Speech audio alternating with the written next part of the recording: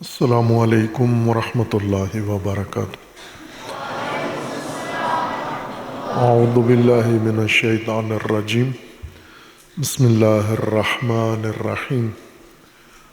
الحمد للہ والصلاة والسلام علی رسول اللہ وآلہ آل اللہ، واللعنۃ الدائمۃ علی اعدائہم اعداء اللہ من یوم عداوتہم الی یوم لقاء اللہ۔ عباد اللہ، اوصیکم ونفسی بتقوی اللہ، اتقوا اللہ فإن خیر الزاد التقوی۔ بندگان خدا، آپ سب کو اور اپنے نفس کو تقوی الہی کی وصیت کرتا ہوں، تقوی الہی کی نصیحت کرتا ہوں، تقوی الہی کی جانب دعوت دیتا ہوں و تاکید کرتا ہوں کہ اپنی زندگی تقوی کے مطابق بسر کریں، تقوی کے زیر سایہ زندگی گزاریں، تقوی کی بنیاد پر معاملات زندگی انجام دیں۔ تقوی اللہ تبارک و تعالیٰ کی جانب سے انسانی حیات کے تحفظ کے لیے حفاظتی تدبیر ہے، حفاظتی بندوبست ہے اور نظام ہے، جس تدبیر کے دائرے میں انسان محفوظ رہتا ہے۔ انسان کی دنیا، انسان کی آخرت، انسان کی ظاہری زندگی اور باطنی اور زندگی کے تمام شعبہ جات۔ جس طرح انسان کی زندگی کو اللہ تبارک و تعالیٰ نے مختلف مرحلوں میں ترتیب دیا ہے، مختلف شعبوں میں اسے تقسیم کیا ہے اور مختلف میدان زندگی کے مقرر فرمائے ہیں، مختلف پہلو زندگی انسان کے حیات انسانی کے بنائے ہیں۔ انفرادی زندگی ہے، نجی زندگی ہے، سماجی اجتماعی زندگی ہے، معاشی زندگی ہے، معاشرتی زندگی ہے، سیاسی زندگی ہے، معنوی و روحانی زندگی ہے۔ اسی ترتیب سے اللہ تبارک و تعالیٰ نے زندگی کے شعبہ جات کے لیے حفاظتی اہتمام اور حفاظتی انتظام بھی کیا ہے، جیسے خود انسان بھی یہی کام کرتے ہیں۔ جب اپنی زندگی میں کوئی شعبہ قائم کرتے ہیں تو پھر اس کی حفاظت بھی کرتے ہیں، مال کماتے ہیں، مال کی حفاظت کرتے ہیں، گھر بناتے ہیں، گھر کی حفاظت کرتے ہیں، کوئی سرمایہ لگاتے ہیں، سرمایہ کی حفاظت کرتے ہیں، جائیداد بناتے ہیں، جائیداد کی حفاظت کرتے ہیں۔ اسی طرح اگر اللہ انہیں نعمت اولاد دے، اولاد کی حفاظت کرتے ہیں۔ ہر وہ چیز جو انسان سے تعلق رکھتی ہے، انسان بھرپور کوشش کرتا ہے کہ اس کی حفاظت کرے تاکہ ضائع نہ ہو، چوری بھی نہ ہو اور اس کو آفات نہ لگیں اور آفت زدہ ہو کر خراب نہ ہو جائے۔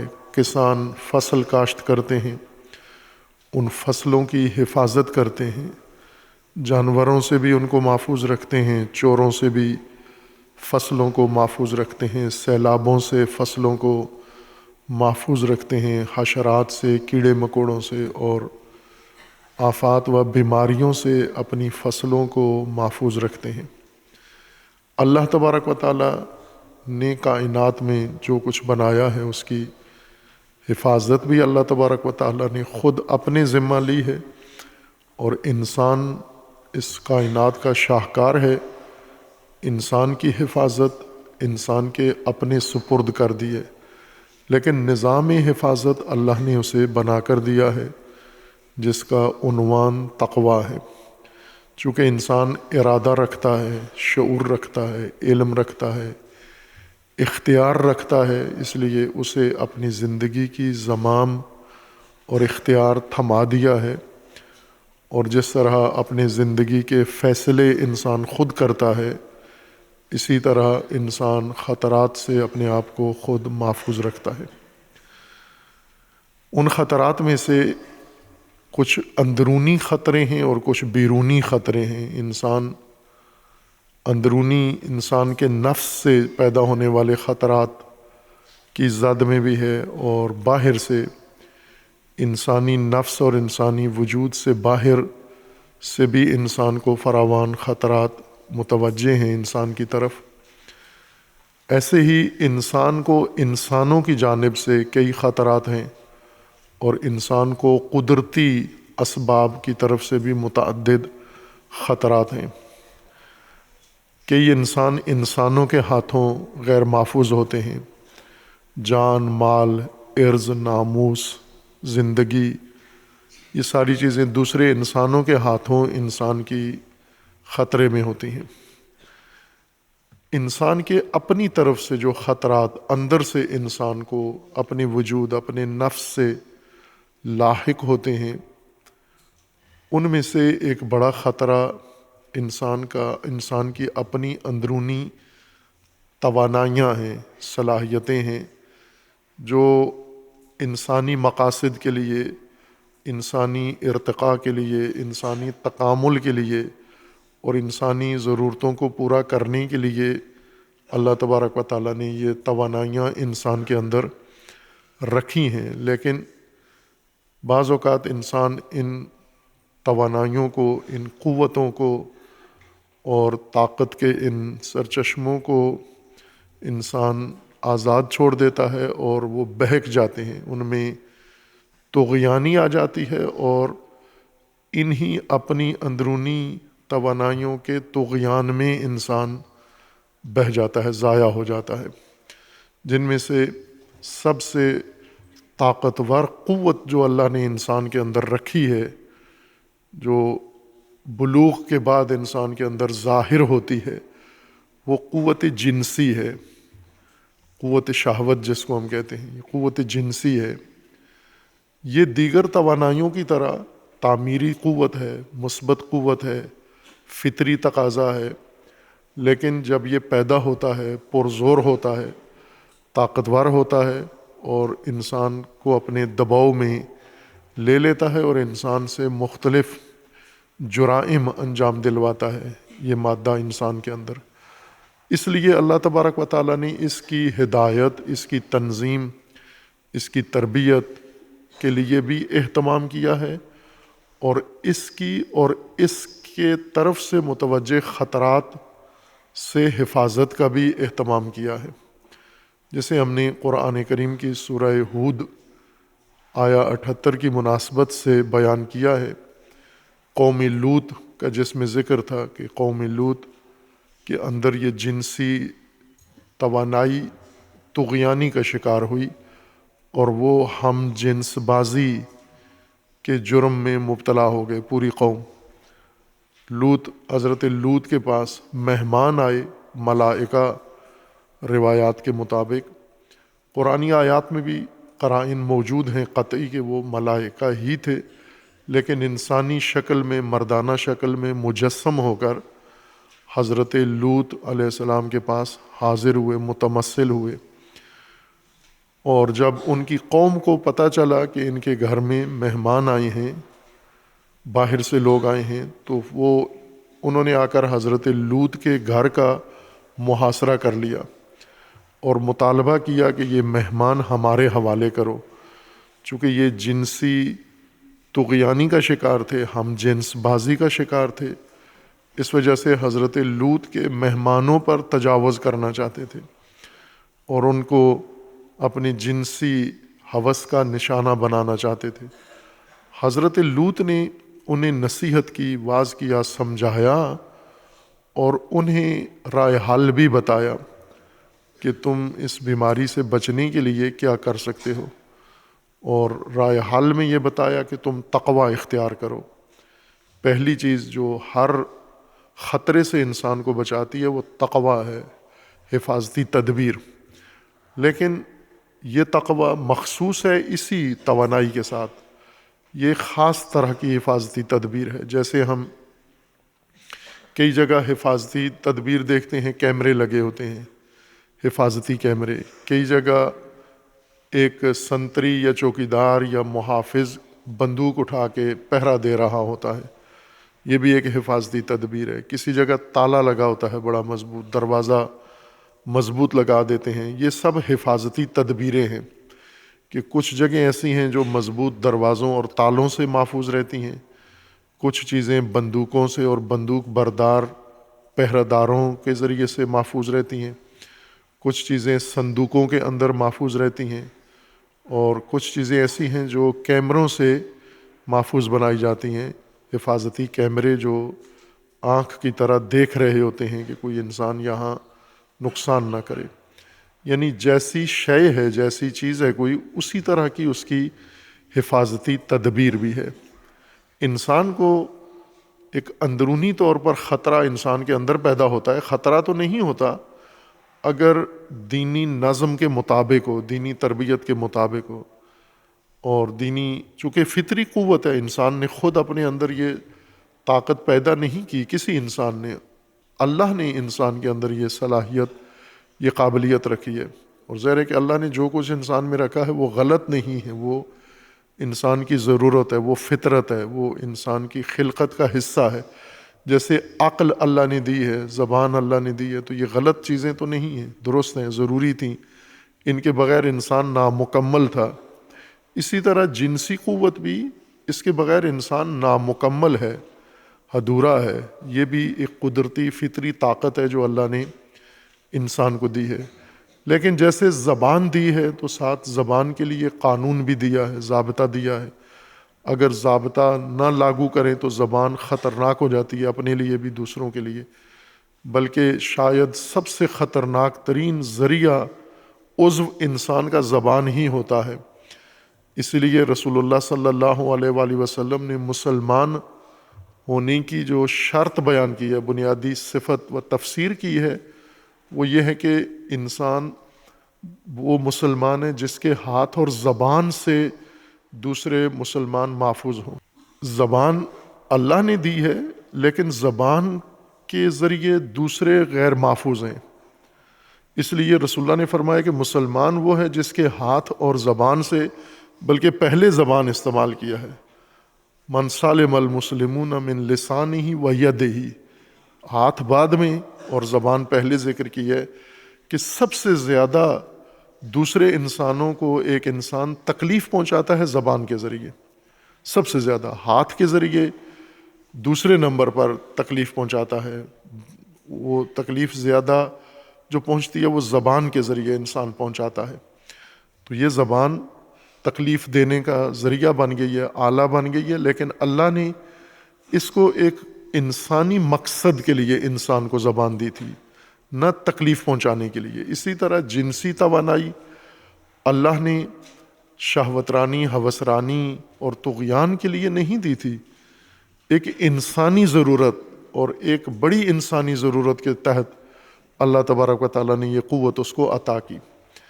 لیکن جیسے زبان ہے اور زبان کا دستور چاہیے کہ اس زبان سے کیا چیز ادا ہو کیا نہ ہو، اسی طرح جنسی توانائی کے لیے بھی نظم ہے، قانون ہے، ضابطہ ہے کہ یہ کہاں پر فعال ہو، کہاں پر فعال نہ ہو۔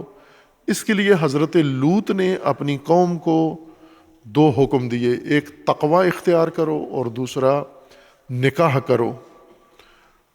مرد ہو تو عورت سے، خواتین سے نکاح کرو تم، لیکن ہم جنس بازی نہ کرو، یہ کام جرم ہے، یہ غلط ہے، یہ بے راہ روی ہے۔ اور وہ پوری قوم اس بیماری میں مبتلا ہو گئی تھی کہ مرد کے ساتھ شہوت رانی کرتا ہے اور عورت عورت کے ساتھ شہوت رانی کرے، اور جو آج کی دنیا میں زیادہ معمول ہے۔ قرآن کی تعبیر کے مطابق اس وقت تمام انسانی بستیوں میں سے یہ قریہ جس میں حضرت لوط تھے، اس کے اندر یہ بیماری تھی۔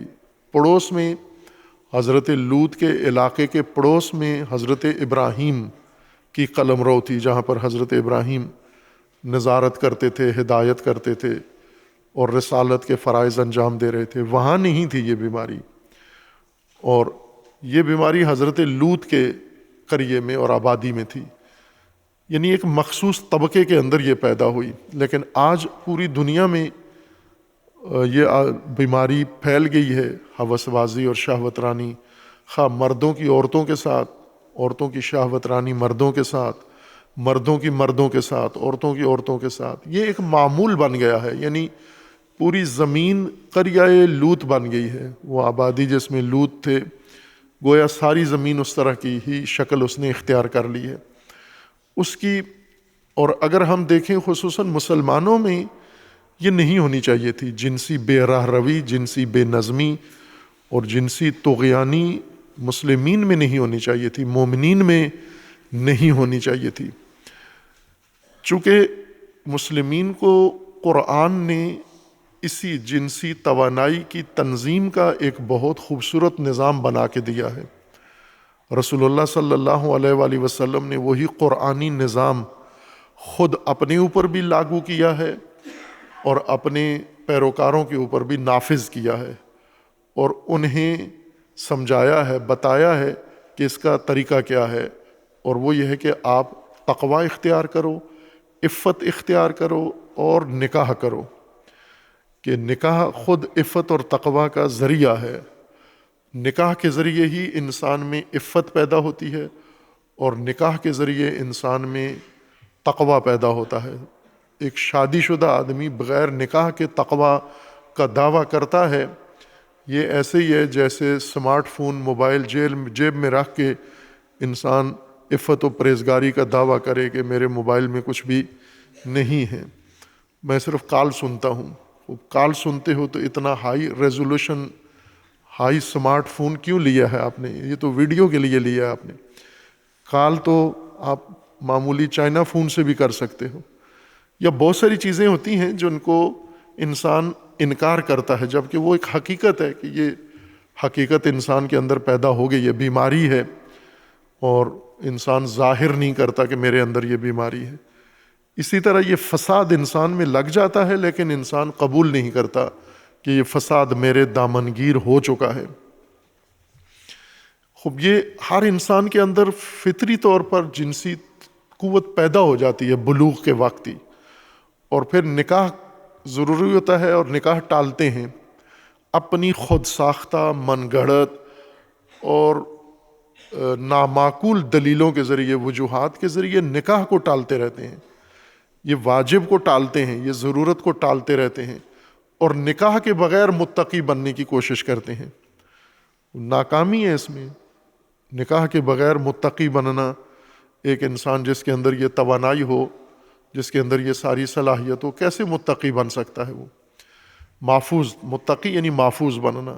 نکاح کے بغیر کیسے محفوظ رہ سکتے ہو آپ؟ چونکہ یہ قوت ایسی ہے جو انسان کے رگ و پے پہ چھا جاتی ہے، ذہن کو، نفس کو، روح کو، ہر شے کو اپنے دباؤ میں لے لیتی ہے. تو انسان اس کے دباؤ میں اتنا استقامت نہیں رکھتا کہ نکاح بھی نہ کرے اور پھر کہ میں متقی بھی ہوں، مومن بھی ہوں، میں کوئی میرے اندر پریشر بھی نہیں ہے، دباؤ بھی نہیں ہے، میں کسی بہکاوے میں نہیں ہوں.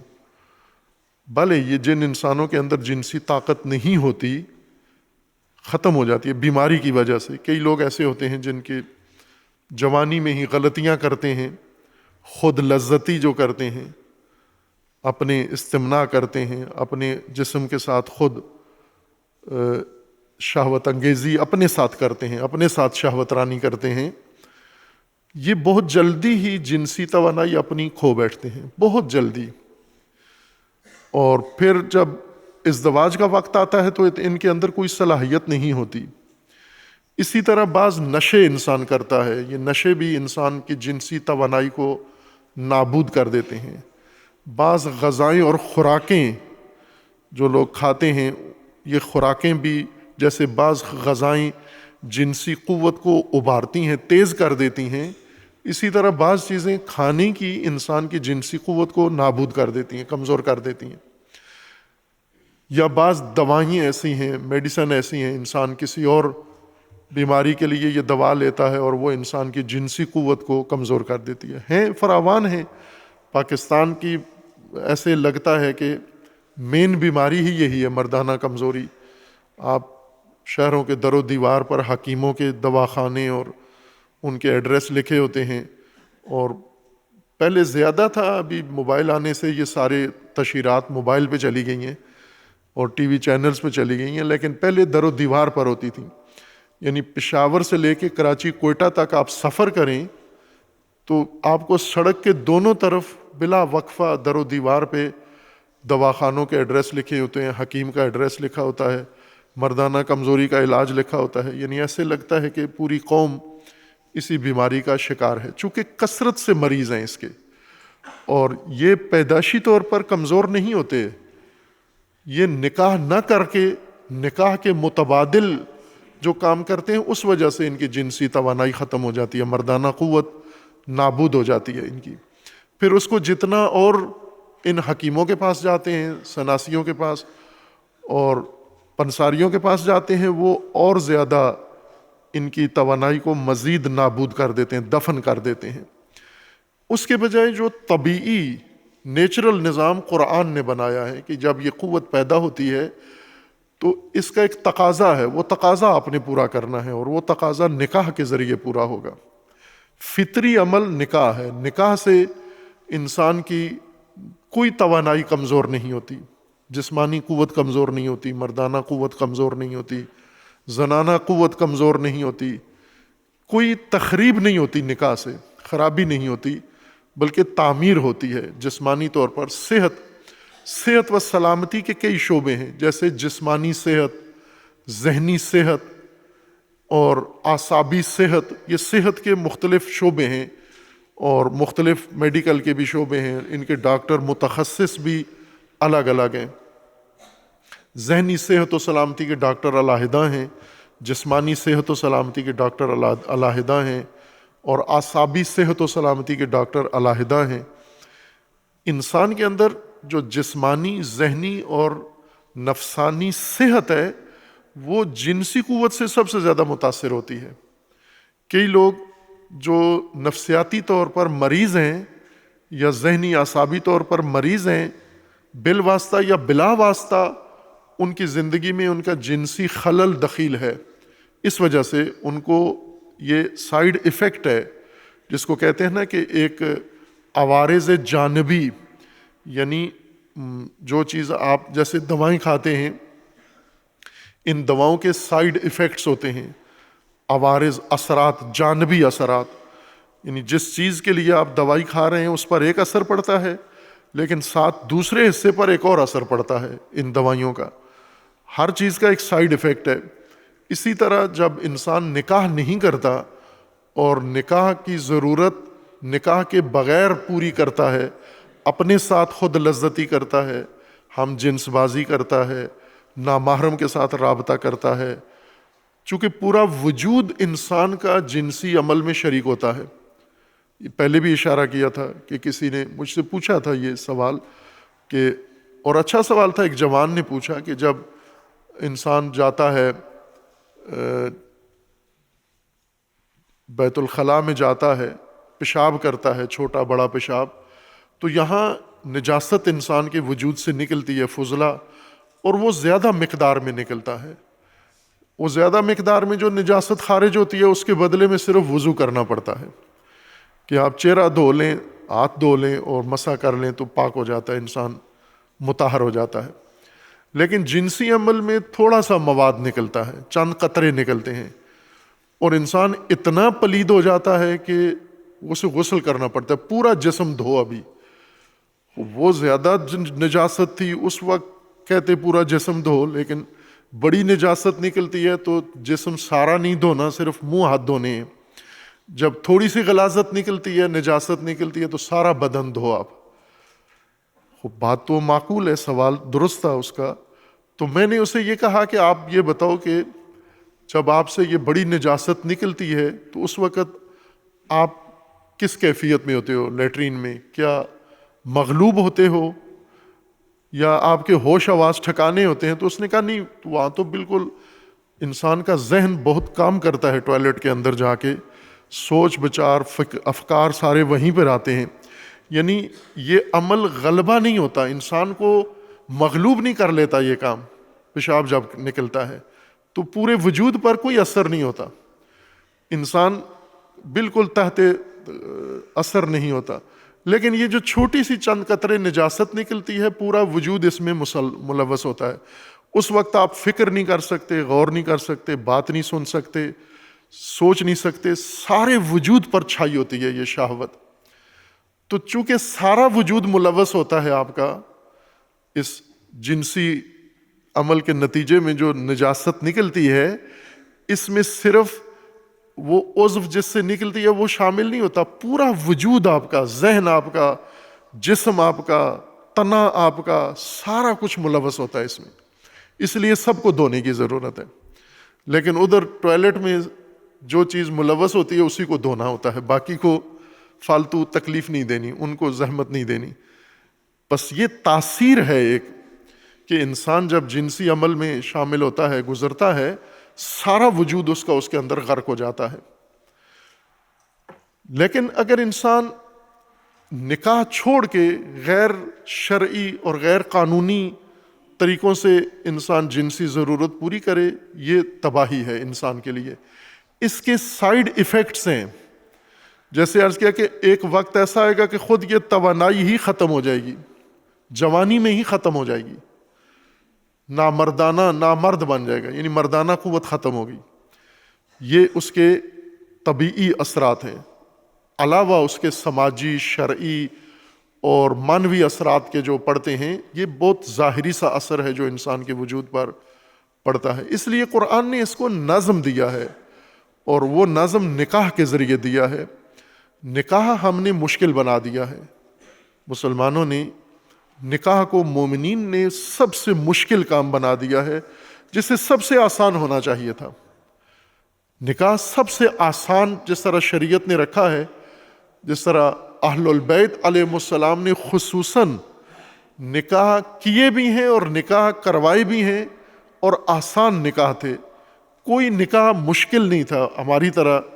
میں جیسے بارہا تذکر دیا ہے کہ مومنین عموماً دو چیزوں میں اہل البیت سے اپنی مشابہت نہیں بنانا چاہتے. ایک حلیے میں اہل البیت والا حلیہ نہیں بنانا چاہتے، حلیہ ان کا ٹرمپ والا ہونا چاہیے، حلیہ ان کا سٹریمر والا ہونا چاہیے، حلیہ دوسروں کا ہونا چاہیے، لیکن دل میں مولا کا ذکر ہے، زبان پہ مولا ہے، چہرے پہ مولا نہیں ہے. اور دوسری چیز جو مومنین پسند نہیں کرتے اہل البیت کے زندگی میں سے، مومن ہوتے ہوئے پسند نہیں کرتے، اہل البیت کی طرز پر شادیاں ہیں. اہل البیت کے انداز میں شادی کرنا، جس طرح انہوں نے خود کی ہیں اور جس طرح اپنی اولاد کی، اپنی بیٹوں بیٹیوں کی شادیاں کی ہیں، اس طرح مومن کوئی شادی اپنے بچوں کی کرے. یہ کام نہیں کرتے ہم دونوں شعبوں میں. یعنی ہمیں گویا اعتراض ہے اہل البیت کے طریقے پر، اور مومن ہوتے ہوئے انسان کو اہل البیت سے اعتراض ہو یا اہل البیت پر اعتراض ہو تو پھر اپنی حیثیت خود جان لے وہ کس قسم کا مومن ہے، جسے اہل البیت کا رویہ ہی پسند نہیں ہے. نہ اہل البیت کا حلیہ پسند ہے اور نہ اہل البیت کی طرز زندگی پسند ہے، لیکن ہے پکا مومن ہے. یہ مومن قرآن نے اس کی پول تو کھولا ہوا ہے قرآن نے، کہ جب یہ مومن بن کر اللہ کے سامنے جاتا ہے، اسے قرآن نے کہا یہ دھوکہ باز ہے، یہ دھوکے دیتا ہے، اس کے اندر ایمان کا کوئی شائبہ نہیں پایا جاتا. ایک اہم چیز زندگی میں یہ ہے کہ اس میں نکاح کریں آپ. قرآن کریم نے یہ واقعہ 2 دفعہ ذکر کیا ہے، ایک سورہ ہود میں اور دوسرا سورہ حجر میں. 15واں سورہ قرآن کریم کا یہی ماجرا لوط کا اور قوم لوط کا، اور اس کے بعد رائے حل، اس بربادی، اس شہوت رانی کا رائے حل بھی قرآن نے ساتھ ذکر کیا ہے. قصہ وہی ہے جو وہاں ذکر ہوا تھا سورہ ہود میں، کہ حضرت ابراہیم علیہ السلام کے پاس پہلے ملائکہ آئے، پھر وہاں سے اٹھ کے حضرت لوط کے پاس گئے. حضرت ابراہیم سے گویا اجازت لینے گئے تھے، چونکہ حضرت ابراہیم امام تھے اور سربراہ تھے ملت کے، امت کے.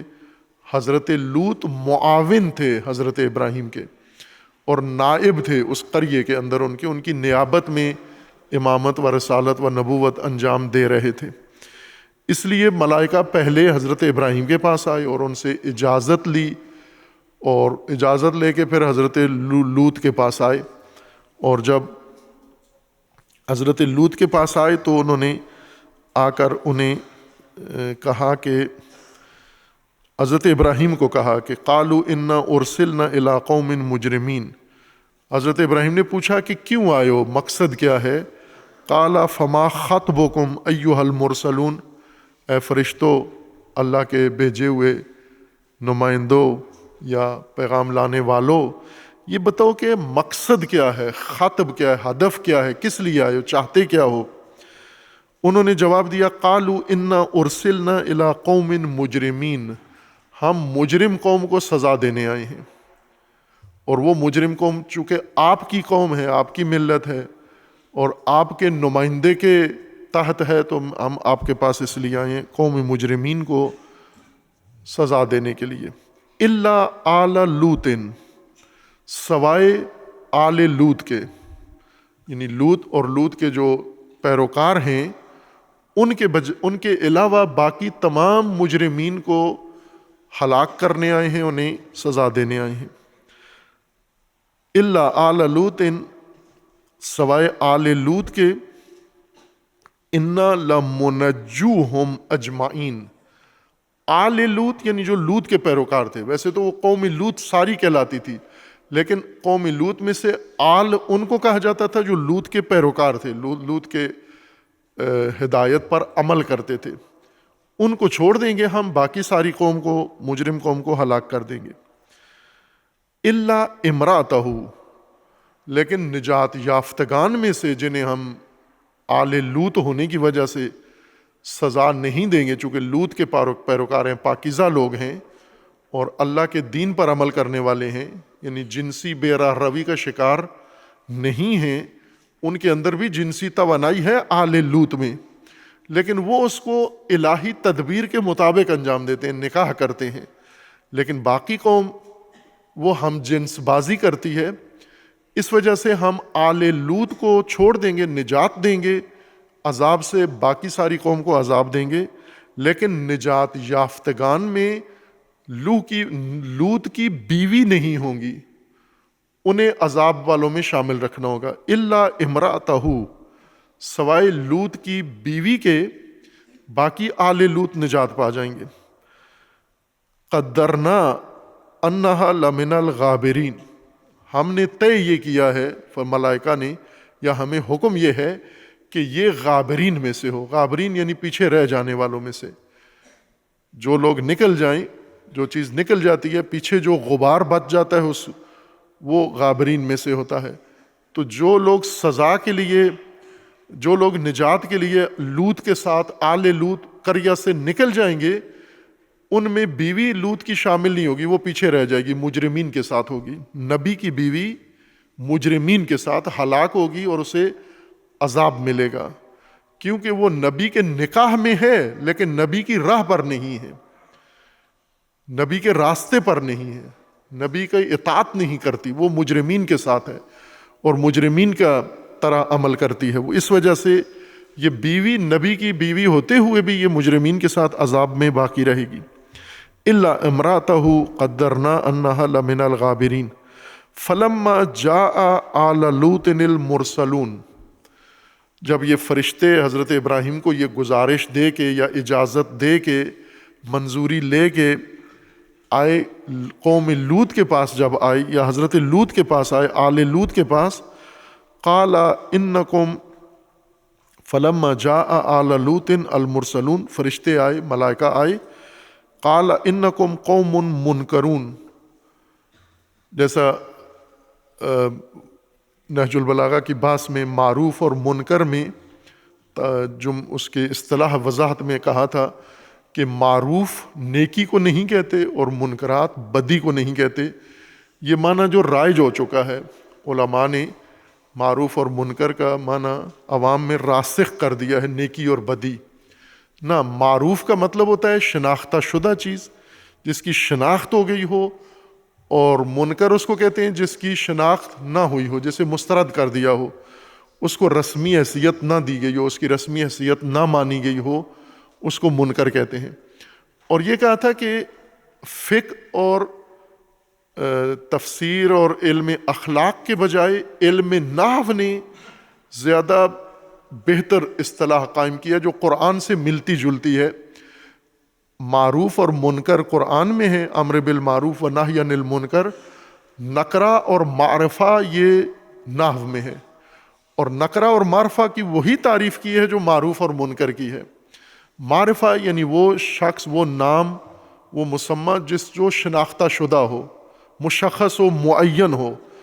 اور نکرہ اس کو کہتے ہیں جو وہ تو نام تو ہے، کسی کا ہے، لیکن معین نہیں ہے کون ہے، مشخص نہیں ہے کون ہے، اس کی شناخت نہیں ہوئی، ناشناختہ ہے. اسی اصطلاح کے مطابق حضرت لوط نے ملائکہ کو کہا کہ تم تو منکرون میں سے ہو. اب اگر فقہ اور اس اصطلاح کے مطابق ترجمہ کریں منکرین میں سے ہو، جو تم تو برے لوگوں میں سے ہو، لیکن وہ کہہ رہے ہیں ناشناختہ ہو، میں تمہیں پہچانا نہیں ہے، معروف نہیں ہو میرے لیے، شناختہ شدہ نہیں ہو، پہچان نہیں سکا میں آپ کون لوگ ہو. منکرون ہو یعنی ناشناختہ ہو میرے لیے، انجان. منکرون کا مطلب ہوتا ہے انجان، جسے نہ جانتے ہو آپ. معروف جسے جانتے ہو آپ. معرفہ جسے آپ جانتے ہیں. نکرہ جسے آپ نہیں جانتے لیکن ہے، وہ موجود ہے، اس کا ذکر ہے، لیکن پتہ نہیں ہے، معین نہیں ہے کون ہے یہ. کہا کہ آپ ناشناختہ قوم ہو، اور حضرت لوط نے واقعا نہیں پہچانا ان کو. انہوں نے اپنا تعارف کروایا. قال انکم قوم منکرون. لوط نے کہا انہیں کہ آپ ناشناختہ مخلوق ہو. قالوا بل جئناک بما كانوا فیہ یمترون. انہوں نے اپنا تعارف کروایا کہ ہم واقعاً آپ کے لیے ناشناختہ ہیں. حضرت لوط سمجھ رہے تھے اس آبادی سے، ساتھ والی آبادی سے، کسی اور گاؤں سے آئے ہیں یہ ملنے کے لیے، لیکن وہ ملائکہ تھے اور انسانی شکل میں مجسم ہو کر آئے تھے. تو انہوں نے تعارف کروایا کہ ہم انسان نہیں ہیں، ہم فرشتے ہیں، ملائکہ ہیں، آپ کے پاس آئے ہیں، اور مقصد و ہدف یہ ہے کہ جس چیز میں آپ کی قوم کو شک تھا ان کا شک نکالنے آئے ہیں. ایک بڑا ہدف آپ کی قوم کے لیے یہ لے کر آئے ہیں کہ آپ کی قوم شک و تردید کا شکار ہے اور ذہنی کنفیوژن کا شکار ہے. ہم اس کی کلیئرٹی کے لیے آئے ہیں، آپ کی قوم کے لیے. بالکل ان کو آج ثابت ہو جائے گا، جس چیز میں شک کرتے تھے آج آنکھوں سے دیکھیں گے. شک کس میں کرتے تھے؟ شک حضرت لوط کے بتائے ہوئے ان وعدوں پر یا وعید میں شک کرتے تھے. جب حضرت لوط انہیں کہتے تھے کہ یہ تباہی کا راستہ ہے جو تم جا رہے ہو، تو انہیں یقین نہیں آتا تھا کہ یہ جو ہم کام کرتے ہیں اس سے کوئی تباہ ہوتا ہے. انہوں نے کہا ہم نے تو دیکھا ہے کوئی تباہ نہیں ہوتا. جیسے سموکر جتنے ہیں یہ سب، ان کو جب کہا جاتا ہے کہ سگریٹ نوشی، تمباکو نوشی صحت کے لیے خطرناک ہے، کینسر ہوتا ہے، تو وہ کہتے ہیں ہم نے تو آج کو کسی تک سگریٹ پینے سے بیماری میں مرا ہوا نہیں دیکھا، تباہ ہوتے ہوئے نہیں دیکھا. حوالہ دیتے ہیں باقاعدہ، یعنی شک ہے ان کو. تمباکو نوشی کے مضر اثرات میں ان کو شک ہے. ہر غلطی جو کوئی بھی انسان کر رہا ہے اس کے نتیجے کے بارے میں انسان عموماً شک کا شکار ہوتا ہے، تردید کا شکار ہوتا ہے کہ کہہ تو رہے ہیں مولانا کہ یوں ہوگا، لیکن کب ہوا، کس کے ساتھ ہوا، نہیں ہوا، یہ ان کے ذہن کا توہم ہے. اور اللہ کریم ہے، مولا کریم ہے. مولا جب ہے تو پھر ہمیں کسی چیز کی پرواہ نہیں ہے. اب یہ مولا خود موجود ہیں، لوط مولا ہیں اس قوم کے، اور مولا کے ہوتے ہوئے یہ قوم مجرم.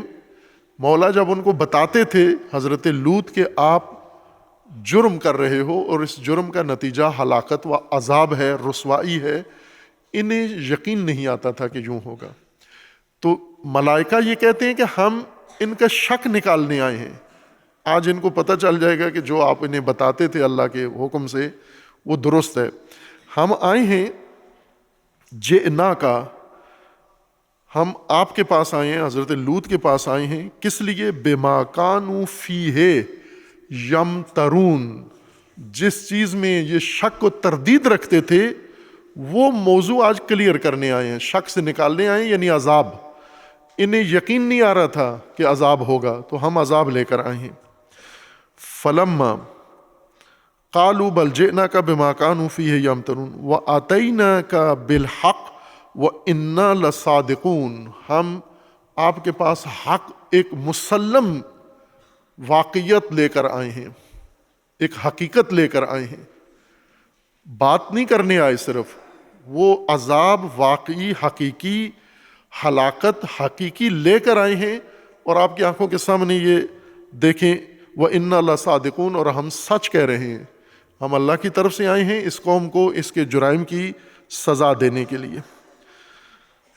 فَأَسْرِ بِأَهْلِكَ بِقِطْعٍ مِّنَ اللَّيْلِ، ملائکہ نے حضرت لوط کو فرمایا کہ آپ یہ کام کریں کہ اپنے اہل، اپنے ساتھیوں، اپنے پیروکاروں، اپنی اولاد کے ساتھ نکل جائیں، قریہ سے نکل جائیں، اس سے پہلے کہ ہم عمل شروع کریں عذاب کا، آپ نکل جائیں، دور ہو جائیں اس قریہ سے۔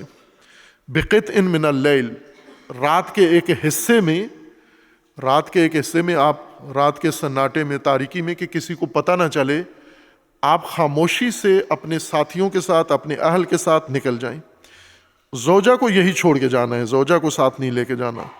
وَاتَّبِعْ أَدْبَارَهُمْ وَلَا يَلْتَفِتْ مِنْكُمْ أَحَدٌ وَامْضُوا حَيْثُ تُؤْمَرُونَ، ملائکہ نے پورا نقشہ بتایا، حضرت لوط کو راستہ بتایا، اس راستے سے جانا ہے، اس حالت میں جانا ہے، خاموشی کے ساتھ جانا ہے، شور شرابہ نہیں کرنا، کوئی علامت نہیں دینی، اور سب سے بڑھ کر پیچھے مڑ کے نہیں دیکھنا کسی نے بھی۔ اس راستے سے جو آپ کی قوم جائے اور آپ نے پیچھے پیچھے جانا ہے۔ حضرت لوط نے آخر میں جانا ہے، جب سارے آپ کے اہل نکل جائیں آخر میں لوط جائیں، اور حضرت لوط کو فرمائے کہ اپنی قوم کو بتا دو کہ خاموشی سے جائیں اس قریہ سے باہر، اور پیچھے مڑ کے نہیں دیکھنا آپ نے۔ وَامْضُوا حَيْثُ تُؤْمَرُونَ، جیسا حکم ہے ایسے جاؤ آپ۔ وَلَا يَلْتَفِتْ مِنْكُمْ أَحَدٌ، التفات نہ کرے، دائیں بائیں اور پیچھے نہیں دیکھنا آپ نے۔ پیچھے جو کچھ ہو، ظاہر ہے پیچھے عذاب نازل ہوگا، اور عذاب بھی خوفناک دھماکے ہوں گے، ان دھماکوں میں آپ نے پیچھے مڑ مڑ کے نہیں دیکھنا۔ اب یہ عمل قوم لوط، آل لوط نے کر لیا، یعنی پیچھے مڑ کے نہیں دیکھا۔ قوم لوط اور آل لوط میں فرق ہو گیا۔ قوم لوط جو مجرم تھے، اور آل لوط پاکیزہ تھے جو لوط کے پیروکار تھے، اور لوط کی ہر چیز، ہر ہدایت پر عمل کرتے تھے۔ ان میں سے ایک تو یہ کہ پاکیزہ تھے، شہوت رانی، ہوس رانی نہیں کرتے تھے، نکاح کرتے تھے جس طرح نبی وقت نے ان کو بتایا تھا اسی طرح کرتے تھے۔ اور اس سے بھی زیادہ سخت یہ کام ہے کہ جب انہیں کہا جائے کہ آپ نے مڑ کے پیچھے مڑ کے نہیں دیکھنا۔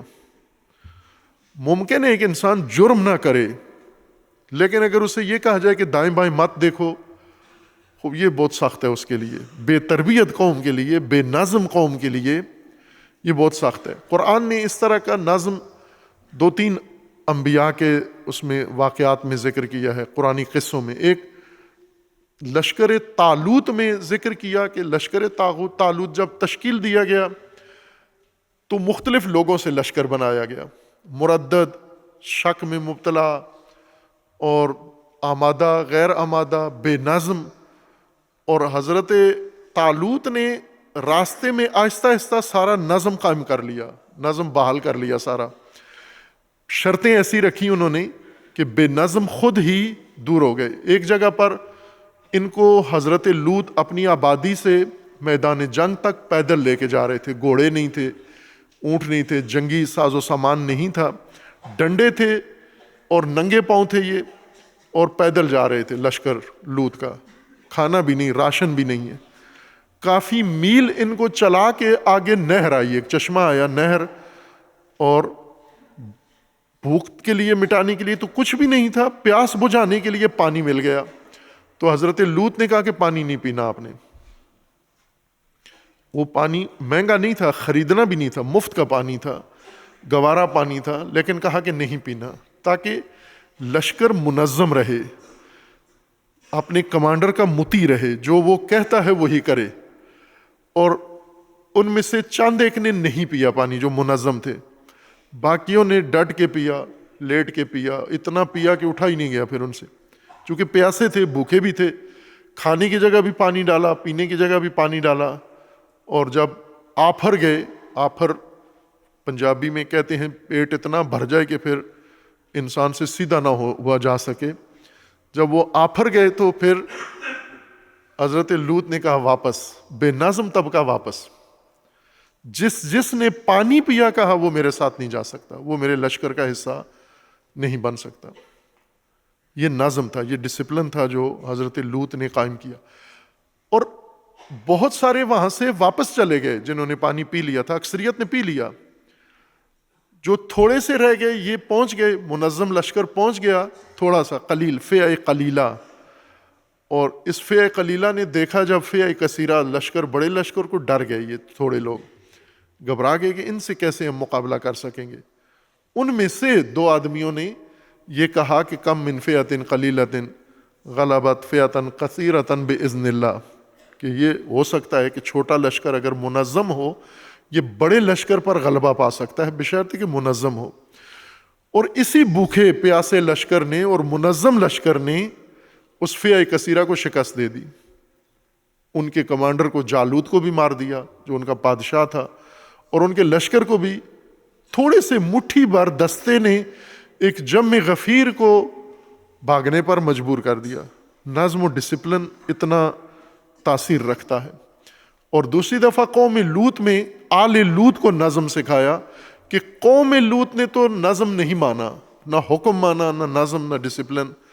قوم لوط ہم جنس بازی میں غرق ہو گئے، گناہ میں، جرم میں. لیکن آل لوط کو کہا کہ انہیں منظم ہونا. حکم تو مانتے ہیں، یعنی ہم جنس بازی نہیں کرتے، شہوت رانی نہیں کرتے، نکاح کرتے ہیں، لیکن باقی روزمرہ معمولات میں بھی اپنے فرمان دینے والے فرماندے کا یا کمانڈر کا حکم مانتے ہیں یا نہیں.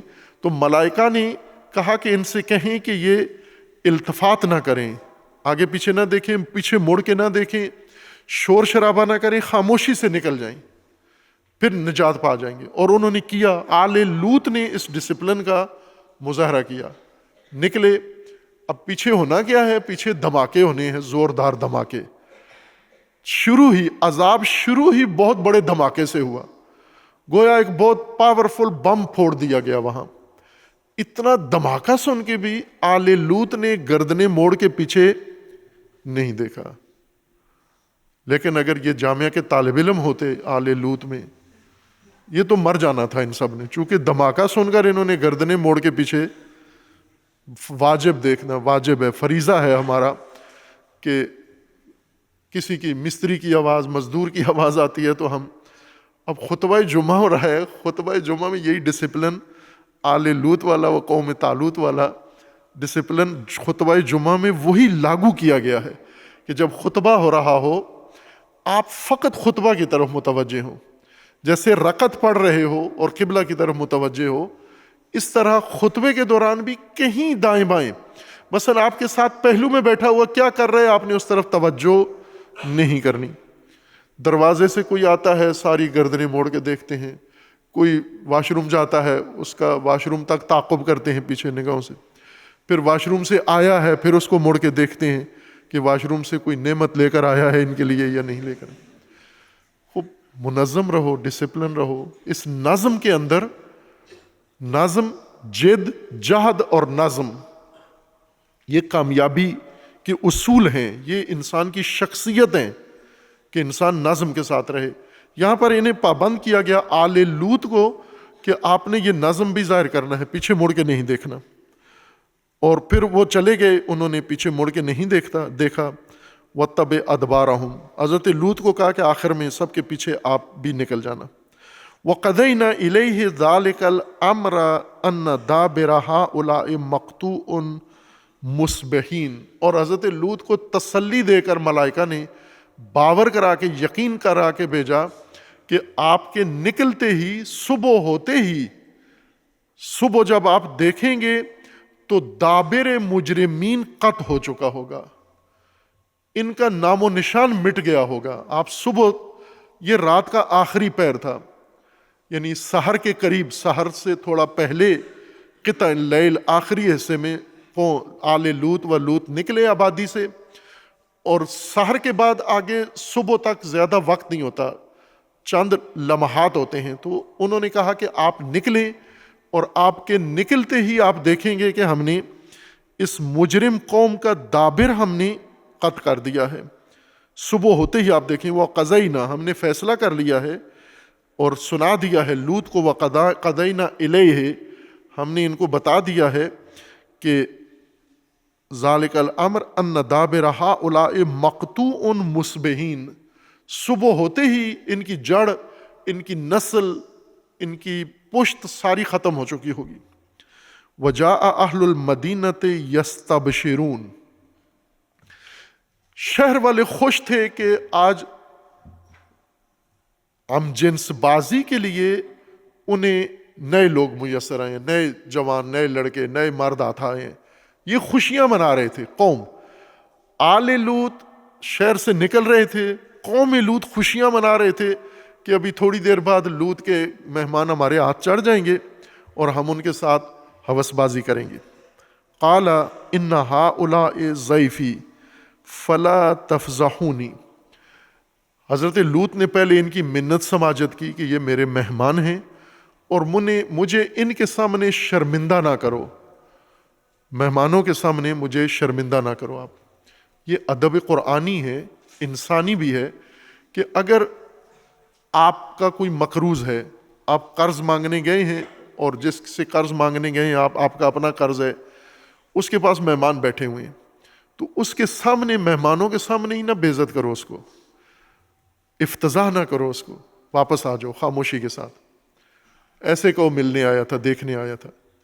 یا کوئی بھی ایسا انسان ہے جس کے پاس اس کے رشتہ دار بیٹھے ہوئے ہیں، اس کے جاننے والے دوست بیٹھے ہوئے ہیں، اس کے اور اعزاء اقارب بیٹھے ہوئے ہیں، ان کے سامنے نہ اس کو مفتضح کرو۔ آپ حضرت لوط نے کہا یہ مہمان ہے میرے، ویسے تو تم ہر روز مجھے تنگ کرتے ہو لیکن آج نہ کرو یہ کام، مجھے مہمانوں کے سامنے شرمندہ نہ کرو۔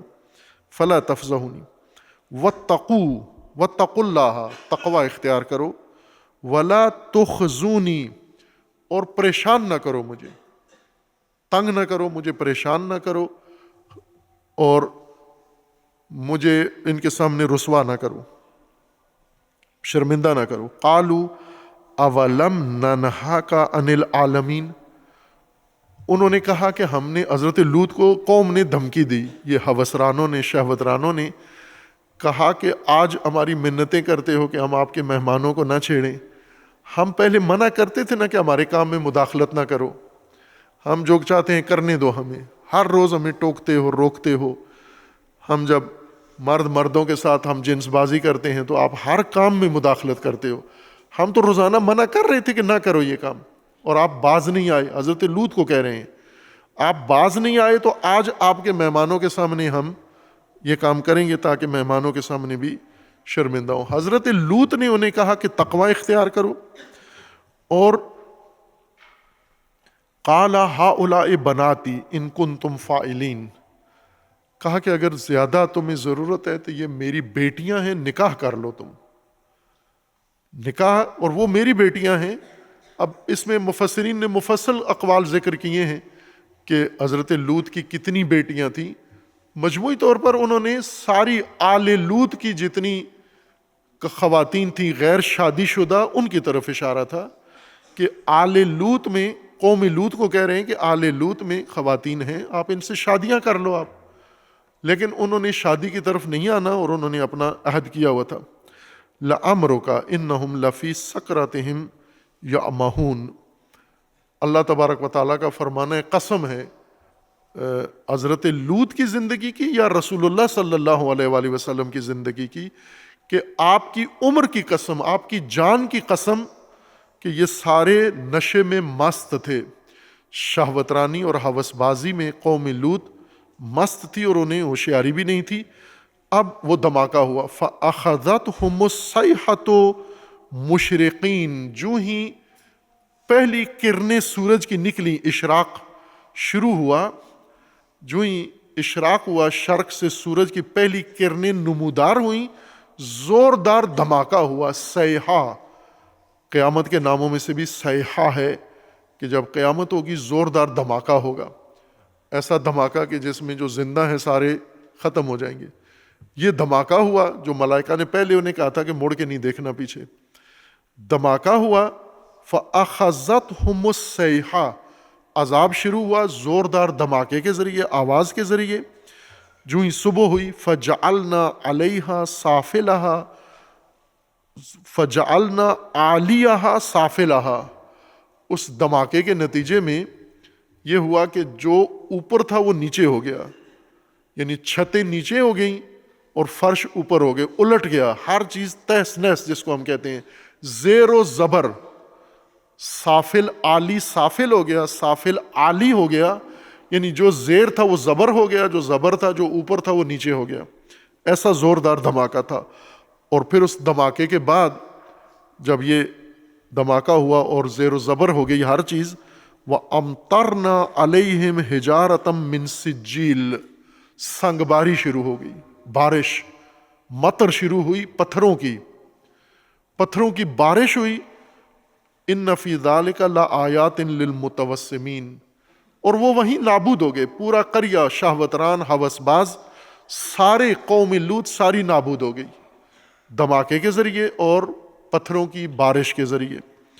اور پھر اللہ تبارک و تعالیٰ کا فرمانا ہے ان فی ذالک لآیات للمتوسمین، جو لوگ توسم رکھتے ہیں، بصیرت رکھتے ہیں، فراست رکھتے ہیں، سوجھ بوجھ رکھتے ہیں، فہم و درایت رکھتے ہیں، ان کے لیے اس کے اندر نشانی ہے. ان کو پتہ ہے کہ اس طرح کے معاشرتی سماجی جرائم سماج کی تباہی کا باعث بنتے ہیں، اور ہر مجرم قوم کے اوپر اللہ کا عذاب آتا ہے، ہر مجرم قوم کے اوپر. اس میں سے خدا ان پاکیزہ لوگوں کو جو آل لوط کی طرح ہوں، انہیں قوم لوط سے آل لوط کو علیحدہ کر دیتا ہے اور باقیوں کو نابود کر دیتا ہے. وَإِنَّهَا لَبِسَبِيلٍ مُقِيمٍ، اور پھر یہ عبرت کا نمونہ ہم نے راستے میں کھڑا کر دیا ہے، یعنی راہ گزر میں. اس کو بھی مفسرین نے ذکر کیا ہے کہ یہ شام اور اردن کے یا فلسطین کے راستے میں یہ جگہ موجود ہے. ان فی ذالک لآیۃ للمؤمنین، اس کے اندر مومنین کے لیے آیت ہے، نشانی ہے اس کے اندر.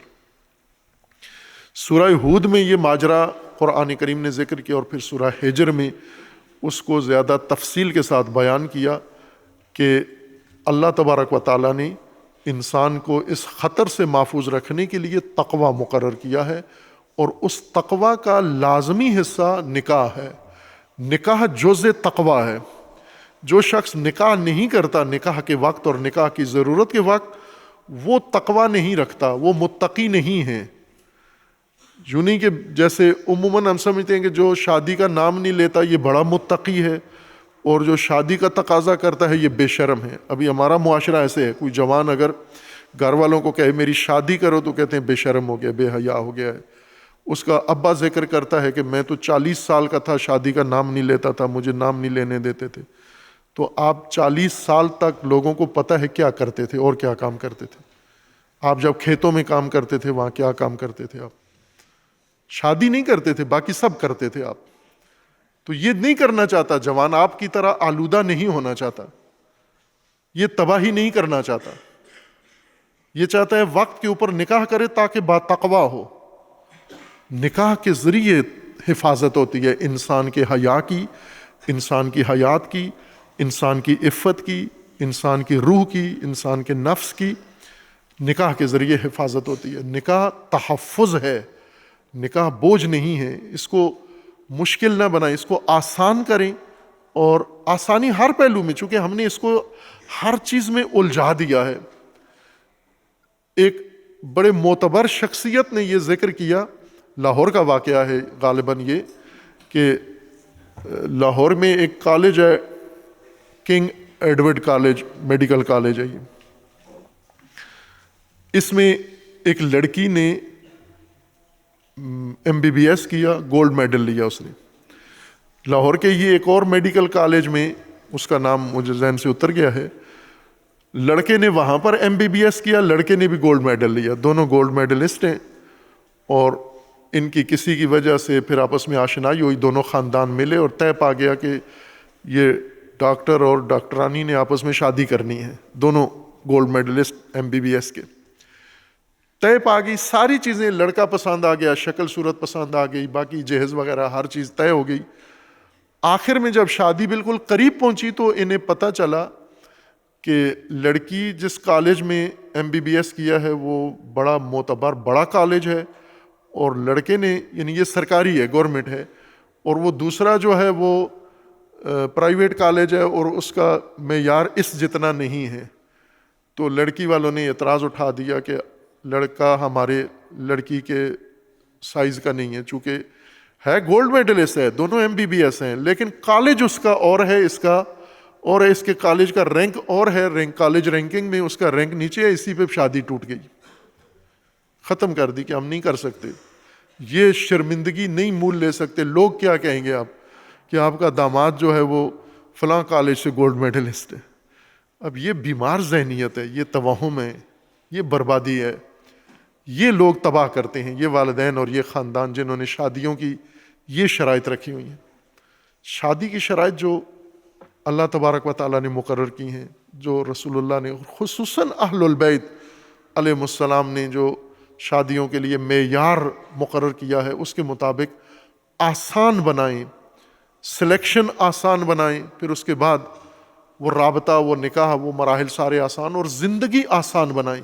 شادیاں کر کے ایک دوسرے کے لیے بوجھ نہ بنے، شادیاں کر کے بھی ایک دوسرے کے لیے دشمن نہ بنے، شادیاں کر کے ایک دوسرے کے معاون بنے۔ امیر المومنین علیہ السلام نے، یہ موضوع ہے، میں اگر ضرورت ہوا اسی بات کے استمرار میں عرض کر دوں گا کہ امیر المومنین علیہ السلام کی جب شادی ہو گئی کتنی آسان ہوئی۔ یہ مومنین کوئی بھی اپنے بیٹے بیٹی کی اس طرح شادی نہیں کرے گا جس طرح حضرت زہرا اور علی علیہ السلام کی ہوئی ہے۔ اگر ہے کوئی تو ہاتھ کھڑا کرے کہ میں کروں گا اس طرح سے۔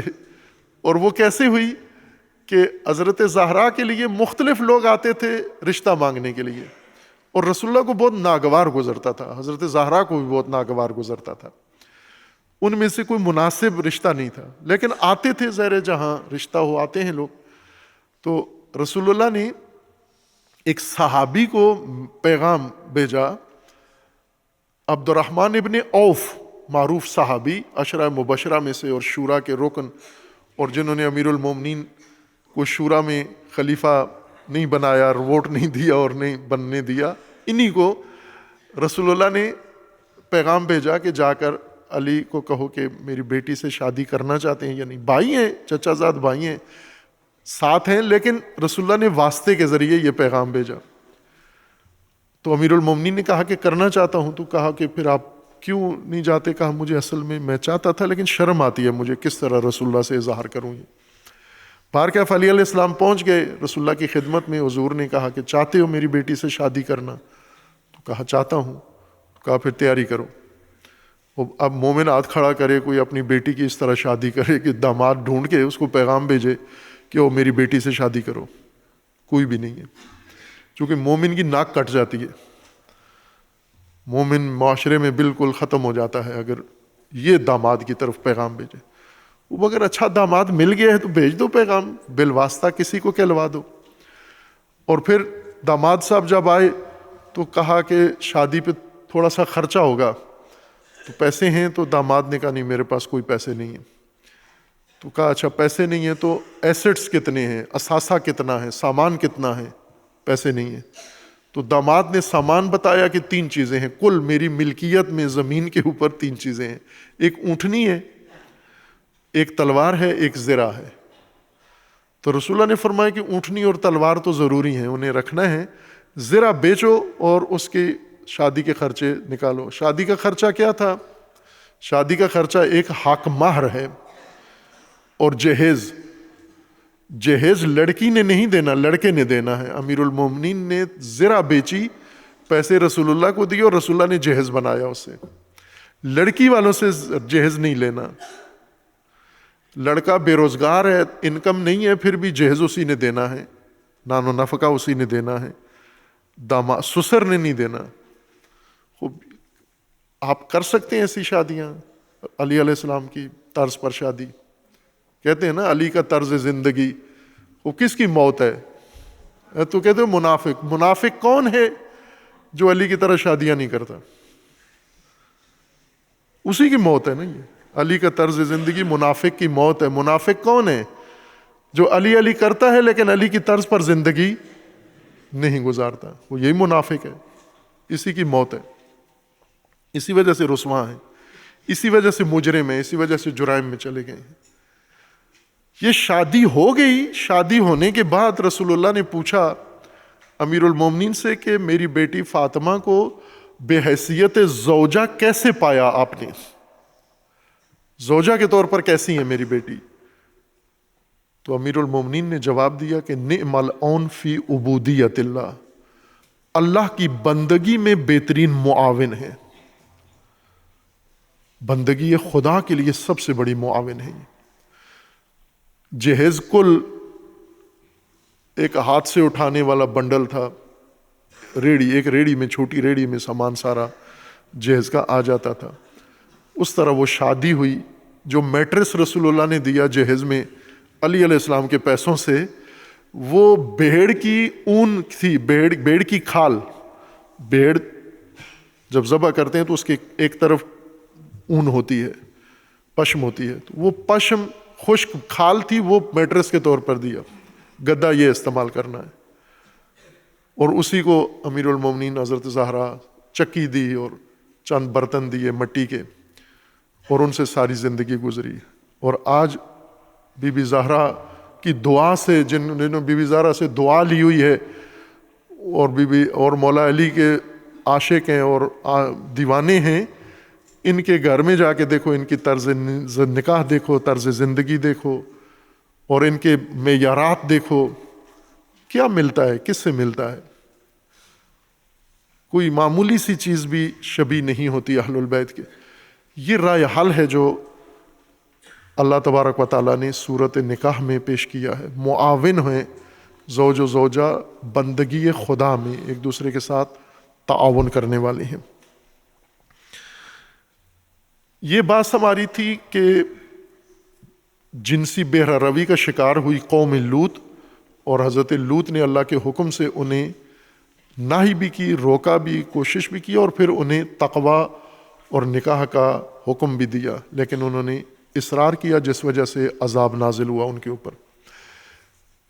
اس بات میں پہلے بھی عرض کیا تھا کہ کچھ اور پہلو ہیں موجود جو ابھی ہماری بات سے مربوط نہیں ہے، کسی اور وقت میں کریں گے، شاید تکمیلی بات کے لیے ایک آدھ خطبہ اور میں اس پر عرض کروں کہ خاندانی نظم قائم رکھنے کے لیے، یہ تو جنسی نظم تھا، لیکن نکاح کے بعد خاندان بنتا ہے، تو خاندانی نظم کے لیے بھی کچھ قرآن نے ہمیں ہدایات دی ہیں، رہنمائی کی ہے، وہ بھی اگر معلوم ہو جائے تو خاندان ہمارا اللہ کی مرضی کا خاندان بن جاتا ہے، رضائے الہی کے مطابق، اور اس کے نتائج بھی وہی نکلتے ہیں جو اہل البیت علیہ السلام کی زندگیوں کے اور ان کے نکاح کے نکلے۔ اللہ تبارک و تعالی ہم سب کو توفیق تقوی عطا فرمائے، خداوند تبارک و تعالی ہم سب کو توفیق عفت عطا فرمائے، اور پروردگار ان تمام مومنین کو اور بالخصوص جوانوں کو ہر قسم کے فساد اور بالخصوص جنسی فساد سے محفوظ ہونے کی توفیق عطا فرمائے،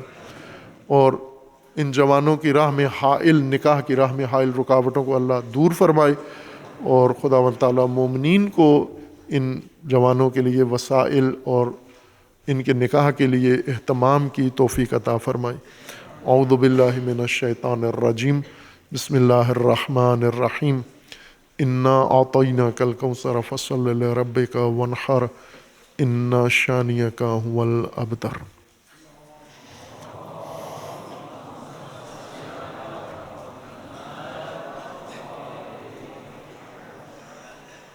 اعوذ باللہ من الشیطان الرجیم، بسم اللہ الرحمن الرحیم، الحمد للہ والصلاة والسلام علی رسول اللہ وآلہ آل اللہ، سیما علی امیر المؤمنین علی ابن ابی طالب علیہ الصلاۃ والسلام، و فاطمۃ الزہرا سیدۃ نساء العالمین، والحسن والحسین سیدی شباب اہل الجنہ و صبطی الرحمہ، و علی ابن الحسین و محمد ابن علی و جعفر ابن محمد و موسیٰ ابن جعفر و علی ابن موسیٰ و محمد ابن علی و علی ابن محمد والحسن ابن علی والحجۃ ابن الحسن القائم المنتظر المہدی، حجج اللہ علی عبادہ و امناؤہ فی بلادہ، واللعن علی اعدائہم اجمعین من الآن الی قیام یوم الدین عباد اللہ اوصیکم ونفسی بتقوی اللہ اتقوا اللہ فإن خیر الزاد التقوی۔ بندگان خدا، آپ سب کو اور اپنے نفس کو تقوی الہی کی وصیت کرتا ہوں، تقوی الہی کی نصیحت کرتا ہوں، تقوی الہی کی جانب دعوت دیتا ہوں و تاکید کرتا ہوں کہ اپنی زندگی تقوی کے مطابق بسر کریں، تقوی کے زیر سایہ زندگی گزاریں اور تقوی کی بنیاد پر نظام زندگی قائم کریں۔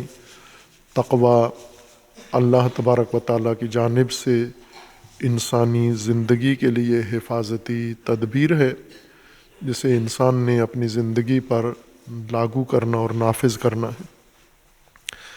قیام تقوی کے لیے اور تدبیر تقوی کے لیے اللہ تبارک و تعالیٰ نے ہر ضروری وسیلہ انسان کو فراہم کیا ہے، ہر اہتمام فرمایا ہے جو ضروری تھا، ممکن تھا انسان کو کسی وقت نظام تقوی کی برپائی کے لیے اپنے وجود میں، اپنے گھر میں تقوی قائم کرنے کے لیے لازم چیز تھی، وہ اللہ نے فراہم کر دی۔ اور اس میں سے سب سے اہم آسمانی کتابیں، انبیاء کرام، ائمہ اطہار علیہم السلام کی سیرتیں اور زندگیاں ہیں، اور بالخصوص امیر المومنین علیہ الصلاۃ والسلام کی حیات طیبہ، سیرت مبارکہ اور حکمت اولیاء ہے۔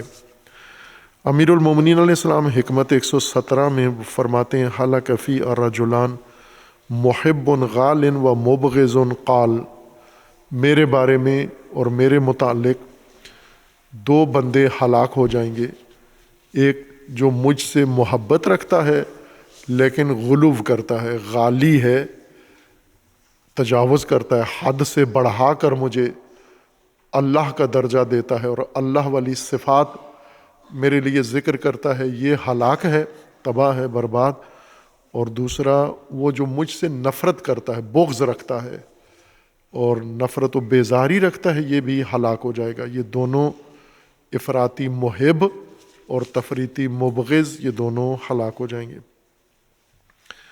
یہ دونوں خطرے آج اشد صورت میں موجود ہیں، اور خصوصاً ہماری مملکت اور سرزمین پاکستان میں اس قوم کے اندر دونوں فتنے آج کے زندہ فتنے، قوی فتنے، مضبوط فتنے بن چکے ہیں، اور ہماری قوم و ملت اس کی زد میں ہے۔ اس وجہ سے امیر المومنین کی اس حکمت کو کہ یہ ہلاکت پاکستان کو اپنی لپیٹ میں لے چکی ہے، فتنہ غلو اور فتنہ ناسبیت، بغض اہل البیت اور غلو اہل البیت کے بارے میں دونوں مقابلہ ہے اور ایک دوسرے پر سبقت لے رہے ہیں، اور دونوں کا نتیجہ ہلاکت ہے انسانوں کی، مومنین کی، اور خصوصاً شیعہ کے لیے فتنہ غلو سب سے بڑا خطرناک فتنہ ہے۔ فتنہ ناسبیت اہل سنت کو اپنی لپیٹ میں لے کے ہلاکت کی طرف لے کے جا رہا ہے، اور ہم دیکھ رہے ہیں کہ پاکستان میں تیزی کے ساتھ ناسبیت پھیلتی جا رہی ہے۔ ہم غور کریں تو یہ واقعاً خطرناک چیزوں میں سے ہے۔ چند سال پہلے تک، 10 سال پہلے تک ناسبیت میں اہل البیت کے متعلق بغض شدت نہیں تھی، اتنی تھے، ناسبی تھے، لیکن آج اس سے زیادہ ہیں۔ اور 20 سال پہلے دیکھیں ناسبیت تھی لیکن اتنی نہیں تھی جتنی 10 سال پہلے تھی، اور 30 سال پہلے دیکھیں، اسی طرح پیچھے چلتے جائیں آپ۔ ناسبیت، مجھے یاد ہے ہمارے جو جوانی بچپن کا زمانہ تھا، عموماً شیعہ ہر سنی کو کہتے تھے یہ بغض رکھتے ہیں اہل البیت سے، لیکن یہ غلط بات ہے۔ ہر سنی اہل البیت سے بغض نہیں رکھتا، محبت رکھتے ہیں، بھلے شیعہ کی طرح اعتقاد نہیں ہے ان کا امامت کا اور وصایت کا، لیکن محبت ضرور رکھتے ہیں، اور اکثریت اہل سنت یہ محبت رکھتے ہیں، علماء بھی اور عوام بھی ان کے۔ اور اس وقت ناسبی یعنی واقعاً جس کے دل میں بغض ہو اہل البیت کا، چیدہ چیدہ لوگ ہوتے تھے، شاید ہر محلے میں بھی نہ ہو، ہر شہر میں بھی نہ ہو، اکا دوکا کسی شہر میں کوئی پیدا ہوتا تھا، پھر وہ فتنہ بڑھاتا تھا اور پھیلاتا تھا۔ ایسے ناسبی مشہور ہیں، بعضوں نے کتابیں لکھی اور بعضوں نے مناظرے کیے، بغض اپنا ظاہر کیا۔ یہ فتنہ اہل سنت کو اپنی لپیٹ میں لے کر تباہ کر رہا ہے، اور آج پاکستان میں آپ دیکھیں کہ یہ فتنہ بہت پھیل کے تینوں جو بڑی جماعتیں ہیں اہل سنت کی، بڑی جمعیتیں کہہ لوں، جماعتیں نہیں جمعیتیں ہیں، اہل حدیث سب سے کم ہیں اہل سنت میں، اس کے بعد دیوبند ہیں جو اہل حدیث سے زیادہ ہیں، اور سب سے زیادہ بریلوی ہیں پاکستان میں، اور تینوں کے اندر شدت کے ساتھ ناسبیت پھیل رہی ہے۔ دیوبند میں پہلے شروع ہوئی، اہل حدیث میں سلفیت میں پہلے ناسبیت آئی، لیکن اس وقت بریلوی سنیت ناسبیت کی زد میں ہے اور ان کے اندر زیادہ ہے، شدت پائی جاتی ہے، اور ہر بریلوی اس وقت اہل البیت کا بغض ظاہر کرتا ہے۔ بغض اہل البیت ایک طریقہ یہ ہے کہ اہل البیت کا نام لے کے بغض ظاہر کیا جائے، کہ کچھ کرتے بھی ہیں، یہ بھی جرأت کرتے ہیں بعض، لیکن ایک عام طریقہ اہل البیت کا بغض ظاہر کرنے کا یہ ہے کہ اہل البیت کے دشمنوں کی تعریف کریں آپ، بنو امیہ کی تعریف کریں آپ، یہ بغض ہے اہل البیت کا، کہ انسان کو جس سے محبت ہوتی ہے اس کے دشمن کی تعریف نہیں کرتا۔ جس کو رسول اللہ سے محبت ہے وہ کبھی رسول اللہ کے دشمن کی تعریف نہیں کرے گا، جس کو اللہ سے محبت ہے وہ کبھی بھی اللہ کے دشمن کی تعریف نہیں کرے گا، جس کو اہل البیت سے محبت ہے وہ کبھی بھی اہل البیت کے دشمن کی تعریف نہیں کرے گا۔ آج پاکستان کے اندر تینوں سلسلے اہل سنت کے اس کی زد میں آ گئے ہیں، اور یہ اہل سنت کا کام ہے کہ اپنے مذہب کو بچائیں ناسبیت سے۔ اگر ناسبیت پھیلتی ہے تو شیعہ کو ضرور اس کا اثر پہنچے گا، ناسبیت کا تکلیف شیعہ کو ہوگی، دھواں اس کا شیعہ کے آنکھوں میں جائے گا، لیکن جلن اہل سنت کو ہوگی، جلیں گے وہ۔ آگ جہاں لگتی ہے جلاتی وہاں ہے، دھواں پڑوسی کو ملتا ہے، تو شیعہ کو صرف دھواں پہنچے گا، اس کا جلن جلے گا فرقہ اہل سنت۔ اس لیے انہیں چاہیے کہ وہ باقاعدہ شعوری طور پر ناسبیت کے مقابلے میں قیام کریں، جیسا کہ بعض اکابرین اور محققین کر رہے ہیں، لیکن وہ تھوڑے ہیں، چند ایک ہیں۔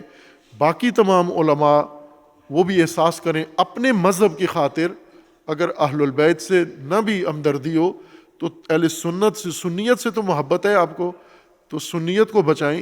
شیعہ اگر باقی رہنا چاہتے ہیں تو وہ فتنہ جو ایک اجدہا کی طرح تشیع کو نگل رہا ہے وہ غلو ہے، غالی طبقہ ہے، یہ تشیع کو مٹا رہا ہے۔ تشیع ناسبیوں کے ہاتھوں کبھی ختم نہیں ہوگا، لیکن غلو سے ختم ہو جائے گا۔ اسی وجہ سے تاریخ میں ہمیں ائمہ اطہار نظر آتے ہیں کہ جو سب سے زیادہ شدید مقابلہ غلو کا کیا ہے، یعنی بنو امیہ کا مقابلہ ائمہ نے کیا، بنو عباس کا کیا، باقی مخالفین دشمنوں کا کیا، لیکن جتنی شدت ائمہ اہل البیت کے لہجے میں غلو کے لیے ہے، اتنی شدت کسی اور مخالف اور دشمن کے لیے نہیں ہے۔ اہل البیت اسے سب سے بڑا فتنہ قرار دیتے تھے، چونکہ ائمہ اطہار جانتے تھے کہ ہمیں یزیدیت یا بنو امیہ یہ مٹا نہیں سکتے، ہمیں قتل کر سکتے ہیں، مار سکتے ہیں، جیلوں میں ڈال سکتے ہیں، شکنجہ دے سکتے ہیں، لیکن یہ راستہ رسول اللہ کا رکے گا نہیں، اور ایسا ہی ہوا۔ لیکن غلو تشیع کو، اسلام کو، دین کو ختم کر سکتا ہے، نابود کر سکتا ہے۔ اس لیے تمام ائمہ نے مولا علی علیہ السلام سے لے کر اور امام عصر تک سب نے یکساں مبارزہ مقابلہ کیا غلو کا۔ اس میں جو معروف غالی گزرے ہیں ائمہ اطہار کے زمانے کے، وہ بعض نے 7 لکھے ہیں، بعض نے 10 لکھے ہیں کہ یہ بڑے نامور غالی تھے، اور ان کے اثرات ابھی بھی شیعہ کی کتابوں میں اور شیعہ تعلیمات کے اندر ان غالیوں کی باتیں ہیں۔ میں نے اشارہ کیا تھا کہ کچھ علماء ہمارے تاریخ میں خصوصاً 4 ہجری میں جہاں غلو نے شدت پکڑی تو غلو کے مقابلہ کرنے والوں نے بھی بہت شدت اختیار کی۔ غلو البتہ 2 صدی ہجری میں زیادہ رواج پا چکا تھا۔ 4 صدی ہجری میں علماء شیعہ نے بھرپور طریقے سے اس کے خلاف قیام کیا، مقابلہ کیا، جن میں 2 معروف شخصیات ہیں، عوام ان کو دونوں کو نہیں جانتے، لیکن علماء جانتے ہیں۔ علماء جو کسی بڑے حوزے میں پڑے ہوئے ہوں، جہاں حدیث اور رجال کی بحث انہوں نے پڑھی ہو، وہاں جانتے ہیں وہ۔ ممکن ہے مدرسوں میں، پاکستان کے مدرسوں میں ان علماء کا ذکر نہیں ہوتا، چونکہ اس سطح کا سلیبس نہیں پڑھایا جاتا۔ ان میں ایک ہے معروف شخصیتیں، کشی ان کا نام ہے، ان کی کتاب بھی ہے رجال کشی کے نام سے، اختیار و معرفت الرجال۔ یہ مرحوم کشی رحمۃ اللہ علیہ کی کتاب ہے۔ شیخ طوسی نے، ان کی بڑی کتاب تھی، اور شیخ طوسی نے اس کو خلاصہ کر کے، یہ شیخ طوسی ان کے شاگرد تھے۔ اور ایک ہے ابن غزائری، جنہوں نے الگ سے کتاب لکھی ہے رجال کی معتبر۔ ان دو لوگوں نے، دو شخصیتوں نے بھرپور طریقے سے غالیوں کو معین کیا، مشخص کیا، ان کا تعارف کروایا، اور ان کا انحراف لوگوں کو بتایا کہ یہ چونکہ علماء فقہا غالیوں کی زد میں آ چکے تھے۔ مرحوم کشی اور مرحوم غزائری نے عوام کو غلو کے فتنے سے نہیں بچایا، فقہا کو بچایا۔ مجتہدین جو غلو کی زد میں آ گئے تھے، انہیں بتایا کہ یہ جن سے آپ تعلیمات لے رہے ہو، متاثر ہو، یہ غالی ہیں، یہ مسلمان نہیں ہیں، یہ مشرک ہیں یہ۔ اور بہت بڑا کارنامہ ان دونوں نے انجام دیا۔ مرحوم کشی نے یہ روایت نقل کی ہے، 25 نمبر روایت، کہ جو آپ کے سامنے پڑھی تھی لیکن اس کی تشریح نہیں کی تھی۔ بہار الانوار میں مرحوم علامہ مجلسی رحمۃ اللہ علیہ نے جلد 25 اور جلد 25 کے، یہ کتاب الامامت ہے، اس کتاب امامت کے باب دہم میں، باب نفی الغلو فی النبی والائمہ صلوات اللہ علیہ وعلیہم، باب دہم میں روایت نمبر 25 میں یہ مرحوم کشی کی روایت ہے۔ انہوں نے یہ لکھا ہے کہ وجدت بخط جبرائیل ابن احمد حدثنی محمد ابن عیسیٰ عن علی ابن الحکم عن حماد ابن عثمان عن زرارہ قال ابو عبداللہ علیہ السلام۔ امام جعفر صادق علیہ السلام نے زرارہ سے، اپنے شاگرد سے پوچھا، اخبرنی عن حمزہ، حمزہ کے بارے میں مجھے بتاؤ، کیا خبر رکھتے ہو، کیا اطلاع رکھتے ہو، گزارش دو مجھے حمزہ کی فعالیت کے بارے میں۔ ایزعم، کیا وہ ابھی یہ گمان کرتا ہے، یہ باتیں پھیلاتا ہے کہ ان ابھی آتی ہے، کہ حمزہ پر میرے بابا امام باقر علیہ السلام آتے ہیں، ظہور کرتے ہیں، تجلی کرتے ہیں اس کے پاس، کیا وہ ابھی بھی یہ دعویٰ کرتا ہے؟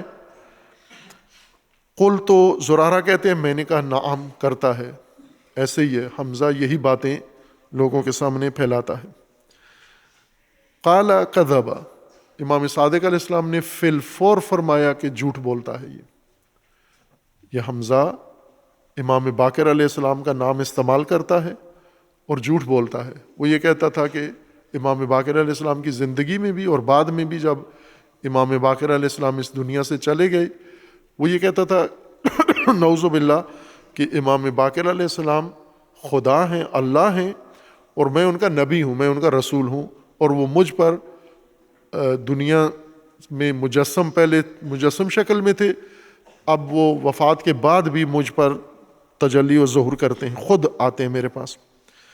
امام نے فرمایا جھوٹ بولتا ہے، واللہ ما یاتی ہے الا المتقون، یا متقون، ظاہراً متقون ہے، اللہ کی قسم جھوٹ بولتا ہے، اور اس کے اوپر جو آتا ہے، آتی ہے کوئی چیز اس کے پاس، لیکن وہ میرے بابا امام باقر نہیں ہیں، وہ متقون ہے جو اس کے پاس آتا ہے۔ اور متقون کون ہے؟ امام علیہ السلام فرماتے ہیں کہ ان ابلیس سلط شیطانا، ابلیس نے ایک شیطان مسلط کیا ہے، بنایا ہے، اور یقال لہ المتقون، اس کا نام ابلیس نے متقون رکھا ہے۔ وہ آتا ہے حمزہ کے پاس اور حمزہ جیسے لوگوں کے پاس، یأتی الناس فی ای صورت شاء، وہ شیطان ہے اور وہ بھی ہر شکل اپنا کر لوگوں کے اوپر ظاہر ہوتا ہے، اور اس حمزہ کے اوپر بھی وہی آتا ہے، یات الناس فی ای صورت شاء، ان شاء فی صورت کبیرہ و ان شاء فی صورت صغیرہ۔ یہ متقون جب چاہے چھوٹی صورت، چھوٹی شکل میں، یا کسی بڑی شکل میں، یعنی کسی چھوٹی شے کی شکل میں یا کسی بڑی شے کی شکل میں آتا ہے، مجسم ہو جاتا ہے۔ ولا واللہ ما یستطیع ان یجیء فی صورت ابی، لیکن اللہ کی قسم یہ متقون ہر صورت اپنا لیتا ہے، لیکن کبھی بھی میرے بابا کی صورت، امام باقر علیہ السلام کی صورت نہیں اپنا سکتا۔ اس لیے اس حمزہ کے اوپر جو آتا ہے وہ متقون ہے، وہ امام باقر نہیں ہے۔ خوب یہ غالیوں کا حربہ ہے، ہتھیار ہے، ابھی بھی ہے موجودہ دور میں، جیسا میں نے پہلے اشارہ کیا تھا کہ ابھی بھی غالیوں نے جو اڈے بنائے ہوئے ہیں مختلف شہروں کے اندر، پاکستان کے مختلف شہروں میں، کراچی میں، لاہور میں، فیصل آباد میں، راول پنڈی میں، باقاعدہ امام زمانہ کے ساتھ رابطے اور امام زمانہ کی کرسی، دعوت میں امام زمانہ کے لیے الگ دسترخوان، کمرہ، اور بلکہ ایک تو شعبدہ باز تھا، وہ تو میں نے خود بھی دیکھا تھا، اس کے پاس لوگ آتے تھے، اس نے ایک بیٹھک بنائی ہوئی تھی جہاں پر لوگ اس کے پاس عورتیں مرد آ کے ڈائریکٹ امام زمانہ سے وہ بات چیت کرواتا تھا۔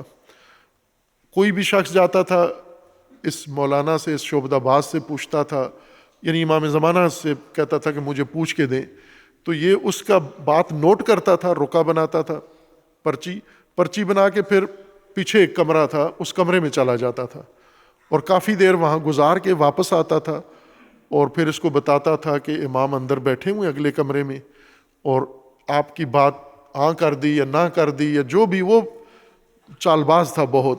جو پیسے نہیں دیتا تھا کہتا تھا امام نہیں مان رہے اس بات کو، جو پیسے دیتا تھا کہتا تھا امام مان رہے ہیں، قبول کر رہے ہیں۔ ایک بڑا اس نے دھندا، بزنس، کاروبار بنایا ہوا تھا۔ اس شخص میں نے خود دیکھا یہ کہ یہ حرکتیں کر رہا تھا۔ اسی طرح راولپنڈی میں ایک دن ہم اچانک چلے گئے، وہاں پتہ چلا کہ امام زمانہ کا ڈائریکٹ نمائندہ آیا ہوا ہے، ظہور اصغر ہو چکا ہے، اور ظہور اصغر کا جو نمائندہ ہے امام نے راولپنڈی ریجن کا مقرر کیا ہے، وہ اس نے یہ جلسہ رکھا ہوا تھا۔ تو کسی نے ہمیں بتا دیا کہ اس طرح کی، وہ مدعو تھا وہ شخص جس نے ہمیں بتایا، تو ہم نے کہا چلتے ہیں، ہم بھی اس جلسے میں چلتے ہیں۔ بار کے وہ انہیں بھنک پڑ گئی ہمارے آنے کی، تو وہ آگے جب گئے تو بالکل حالات معمول پہ تھے، کوئی بھی نہیں تھا۔ تو بعد میں انہوں نے بتایا کہ چونکہ خبر لیک ہو گئی ہے اس لیے کینسل ہو گیا ہے، یہ نشست میٹنگ کینسل ہوئی۔ یہ اب بھی جاری ہے یہ مسئلہ، فیصل آباد میں ایسے ہوتا ہے، عورتیں لاہور کے اندر ایسے ہوتا ہے۔ آپ لاہور میں اگر آپ ان مذہبی مجالس محافل میں دیکھیں، ہر گھر کے اندر یہ شعبدہ بازی جاری ہے۔ ان کا ایک ہتھیار یہ ہے کہ یہ جھوٹی کرامتیں اور جھوٹے تجلیاں اور جھوٹے معجزے بناتے ہیں۔ ان کے گھر میں یہ شروع سے پاکستان میں رواج ہے کہ کسی کے گھر میں علم آ گیا، کسی کے علم میں پانی آ گیا، کسی کے خون آ گیا، کسی کی سجدگاہ میں کوئی نشان آ گیا، کسی کے گھر میں کچھ ہو گیا۔ اسی طرح ایک جگہ مومنین نے بتایا کہ یہ فلاں آدمی بڑا سینئر افسر ہے اور اس نے یہ دھندا شروع کیا ہوا ہے، ہر روز ہر محرم میں اپنے گھر میں معجزہ بتاتا ہے کہ اس دفعہ ہمارے گھر کی چھت میں فلاں معجزہ ہو گیا، ہمارے گھر کی دیواروں میں، اور اس نے گھر کو زیارت گاہ بنا دیا ہے۔ ہر کمرے میں ہر سال ایک معجزہ ہوتا ہے، وہاں زری بنا کے رکھ دیتا ہے، لوگ زیارات کے لیے آتے ہیں، پیسے ڈالتے ہیں۔ تو مجھے انہوں نے کہا کہ آپ اس کو نصیحت کریں، تو میں نے کہا یہ تو نصیحت والا نہیں ہے، آپ ایسا کرو کہ اس کو یہ کہو جا کر کہ جس گھر میں معجزہ ہو وہ آدمی کی ملکیت سے نکل جاتا ہے، وہ بیت المال بن جاتا ہے وہ گھر۔ چونکہ اس گھر میں معجزہ ہوا ہے لہٰذا آپ کو رہائش کی اجازت نہیں ہے اور آپ اس کے مالک بھی نہیں ہیں، یہ گھر سیدھا بیت المال مومنین کا ہے اور یہ گھر اب آپ کا نہیں ہے، آپ اس کا مالکیت چھوڑ دیں۔ اسی دن اس نے معافی مانگی اور کہا کہ میں معجزے سارے ختم کرتا ہوں، مجھے گھر سے بے دخل نہ کرو آپ۔ یہ آپ بیتی ہے، یعنی یہ جن لوگوں نے کیا وہ بھی ابھی موجود ہیں، گواہی دے سکتے ہیں۔ پھر اس نے توبہ کر لی کہ میں نہیں کروں گا یہ دھندا۔ چونکہ جس طرح امام حسن عسکری علیہ السلام نے فرمایا تھا کہ جو کمزور شیعہ ہیں، ذہنی طور پر، علمی طور پر، مذہبی طور پر کمزور شیعہ، جن کو مذہب کے بارے میں آگاہی نہیں ہے، صرف مذہب کی عقیدت ہے، جذبہ ہے، محبت ہے، بس جذبہ، عقیدت، محبت کے علاوہ کچھ بھی نہیں پتا انہیں، یہ کمزور شیعہ ہیں۔ ان کمزور شیعوں سے یہ لوگ شعبدہ باز فائدہ اٹھاتے ہیں، انہیں گمراہ کرتے ہیں، انہیں غلو کے تعلیمات دیتے ہیں اور اپنی کرامتیں ان کے سامنے ظاہر کرتے ہیں۔ اسی طرح پنجاب کے ایک شہر میں لیا میں ابھی بھی معروف اڈا ہے وہ امام زمانہ کا، وہاں پر وہ سید تھا، اس نے آ کر ڈیٹ اعلان کر دی کہ فلاں تاریخ کو امام اس کھیت میں ظہور کریں گے، تو اس نے بڑا پنڈال لگایا، کرسیاں لگائیں، صوفے لگائے، خود بیٹھ گیا، علاقے بھر کے لوگوں کو اس نے دعوت دی، سارا دن بیٹھے رہے۔ اس نے کہا امام آئیں گے، ابھی صبح وقت دیا تھا 9 بجے آئیں گے، پھر کہا کچھ بیچ میں مسائل ہو گئے ہیں تو 11 بجے آئیں گے، پھر 4 بجے آئیں گے، پھر شام ہو گئی، تو شام کو اس نے کہا کہ کینسل ہو گیا ہے امام کا آنا، اور انہوں نے مجھے مقرر کر دیا کہ اس علاقے میں آپ میرے سفیر اور نمائندے ہو، اور یہ کھیت جو تم نے جس میں انتظار کیا تھا، یہ کھیت سارا میرے نام پہ وقف ہو جائے تاکہ، اور اس کے بعد سے وہ قائم ہے، ابھی تک وہ اڈا وہاں پر امام زمانہ کا قائم ہے، اور یہ گھر گھر ہو رہا ہے، ہر جگہ پر ہو رہا ہے۔ علماء بھی جو جن علماء کی آمدن نہیں ہے، کم ہے، وہ بھی یہی حربہ استعمال کرتے ہیں، آخر کار ان خرافات کی طرف آ جاتے ہیں، عوام پسند باتیں کرنا شروع کر دیتے ہیں۔ اب یہ جو متقون والا نظریہ ہے، یہ مثال لے لیں آپ، ائمہ کے زمانے میں، امام صادق علیہ السلام کے زمانے میں ایک شخص ائمہ کا شاگرد، ائمہ کے ساتھ اٹھنے بیٹھنے والا اور ائمہ سے شہرت حاصل کرنے والا، لوگوں کے اندر جا کر کہہ رہا ہے کہ امام باقر علیہ السلام نعوذ باللہ اللہ ہیں، اور وہ پردہ غیبت میں ہیں، غیب ہیں، اور وہ صرف میرے ساتھ، میں ان کا نمائندہ ہوں، رسول ہوں، مجھ پر تجلی کرتے ہیں، ظہور کرتے ہیں فلاں جگہ۔ اور یہ شخص، امام نے اپنے صحابی سے پوچھا، زرارہ سے، کہ یہ حمزہ ایسی باتیں کرتا ہے؟ تو زرارہ نے کہا کرتا ہے، یہ شیعوں کے اندر یہی باتیں روزانہ پھیلاتا ہے۔ امام نے فرمایا کاذب ہے، اس کے پاس جو آتا ہے متقون ہے۔ متقون اسی طرح علامہ مجلسی نے اس کی شرح کی ہے نیچے، انہوں نے روایت کے اندر لکھا ہے کہ یہ متقون جو جس کو کہا جاتا ہے، یہ اس کا ابلیس کا بنایا ہوا شیطان ہے۔ لیکن میں اس کو آج کی آپ کی زبان میں بتاؤں کہ آج بہت آسان ہے، موجودہ ٹیکنالوجی نے معارف کو سمجھنا آسان بنا دیا ہے مثالوں کے ذریعے۔ اس وقت آرٹیفیشل انٹیلیجنس کا دور آ ہے، یعنی ابھی انسان کی ریئل حقیقی انٹیلیجنس تالا لگنے والا ہے، اس کو ختم، اور انسانوں نے تو پہلے ہی تالا لگایا ہوا تھا، ایکا دوکا اپنی انٹیلیجنس سے فائدہ اٹھاتے تھے، لیکن اب انٹیلیجنس آرٹیفیشل مصنوعی ذہانت بن چکی ہے، سافٹ ویئر بن گیا ہے، انسان کی جگہ سوچنا، انسان کی جگہ بولنا، انسان کی جگہ، اور وہ ہر کام کرتا ہے جو ریئل انٹیلیجنس نہیں کر سکتی۔ اصلی ذہانت جو آپ میں ہے، آپ کو کہا جائے تصویر بناؤ، کسی کو نہیں بنا سکتے آپ کو کہا مضمون لکھو، اپنے فن کا مضمون لکھو، نہیں لکھ سکتے آپ، لیکن اس مصنوعی ذہانت کو آپ کسی شخص کی بھی تصویر دے دو کہ یہ ہے اس کے مشابہ، مجھے اس کی تصویر فلم بنا کے، مووی بنا کے دکھا، وہ آپ کو اسی شخص کی متحرک مووی بنا کے دکھائے گا۔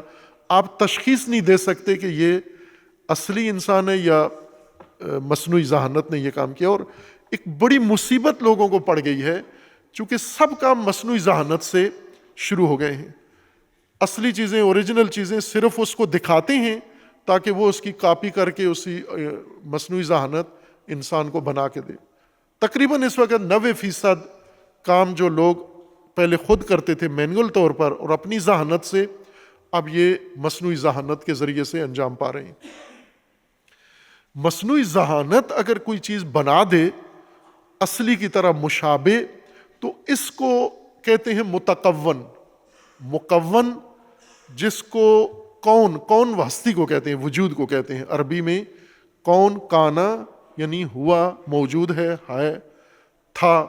اب وہ نحوی اس کو تھا میں لے جاتے ہیں، زمانہ بھی ساتھ شامل کر دیتے ہیں، لیکن زمانہ پر دلالت کرنا یہ کون کاف واو نون زمانہ نہیں ہے، وہ حیت فعل ہے اس کی، جس وجہ سے وہ زمانے کے ساتھ یعنی ماضی کا جو وزن ہے، جیسے زارابا، اسی طرح کاوانا، کاوانا کو کانا کر دیا گیا ہے، تو وہ جو زمانے پر دلالت ہے یہ اس فعل کی وجہ سے یا اس حیت و وزن کی وجہ سے ہے۔ خود مادہ جو ہے کون، لفظ کاف واو نون، اس کا معنی ہوتا ہے وجود۔ کون وجود کو کہتے ہیں، کوئی چیز موجود تھی تو وہ کہتے ہیں کانا، لم یکن نہیں ہے، ختم ہو گیا، وجود ختم ہو گیا اس کا۔ بس کون اور کانا اور مکون یہ وجود ہیں۔ تکوین اسی لفظ سے بنا ہے، کسی شے کو وجود دینا یہ تکوین ہے۔ تکون وجود میں آنا، تکوین وجود میں لانا۔ متکون وہ چیز جس کو وجود دیا نہیں گیا، یعنی اللہ نے نہیں بنائی بلکہ کسی نے اپنی تصور کے ذریعے، جس طرح شاعر بہت سارے کردار شعر میں خلق کرتے ہیں، مصور تصویر میں خلق کرتے ہیں، اور ابھی مصنوعی ذہانت تصویریں بناتی ہے، یہ سب متکونات ہیں، یعنی ایسی چیزیں جن کا وجود نہیں ہے لیکن لوگوں کو باور کرا دیا جاتا ہے کہ یہ ہے، موجود ہے یہ، اور کمزور لوگ ان چیزوں کو قبول کر لیتے ہیں۔ وہ کہتے ہیں ہمیں نظر آیا، ہم نے دیکھا۔ مثلا ابھی یہی شعبدہ بازی جو پاکستان میں جاری ہے، امام زمانہ سے وہ ملاقات کراتے ہیں، سجدے میں چلے جاؤ، پھر اندھیرا لائٹ آف کر کے سجدہ میں، اور لمبا سجدہ، گھنٹے ڈیڑھ گھنٹے کا سجدہ، اور گھنٹے ڈیڑھ گھنٹے کے سجدے میں آپ خود تجربہ کر دیں کہ انسان کی کھوپڑی کو اتنا خون چاہیے جتنا ضرورت ہے، لیکن اگر آپ الٹے لٹک جائیں، پاؤں اوپر سر نیچے ہو، تو کھوپڑی میں زیادہ خون جائے گا۔ جب خون زیادہ چلا جائے گا، گردش خون کی ناہموار ہو جائے گی، تو آپ کے ذہن میں چکر آنا شروع ہو جائیں گے اور مختلف تصویریں نظر آنا آپ کو شروع ہو جائیں گی۔ اسی طرح لمبا سجدہ کرا کے اور پھر پیچھے سپیکر پر تلقین کرتے ہیں کہ ابھی نور آ رہا ہے، نور آ رہا ہے۔ کوئی نور نہیں ہوتا، اندھیرا ہے بالکل، لیکن جب خون آنکھوں کے میں چلا جاتا ہے تو نور آنا شروع ہو جاتا ہے۔ پھر وہ نور آ رہا ہے، نور آ رہا ہے، پھر پوچھتے رہتے ہیں آ رہا ہے، آ رہا ہے، پہلے وہ کہتے ہیں نہیں آ رہا، پھر کہتے ہیں ہاں اب آ رہا ہے، اب تھوڑا تھوڑا آ رہا ہے، اب زیادہ آ رہا ہے، اب پورا آ رہا ہے۔ کہا بس یہی امام زمانہ ہے۔ یہ جو نور آپ نے اندھیرے میں دیکھا اور ہوتا ہے، آپ آنکھیں بند کر لیں، الٹے لٹک جائیں تو آپ کو نور آنکھوں میں نظر آئے گا۔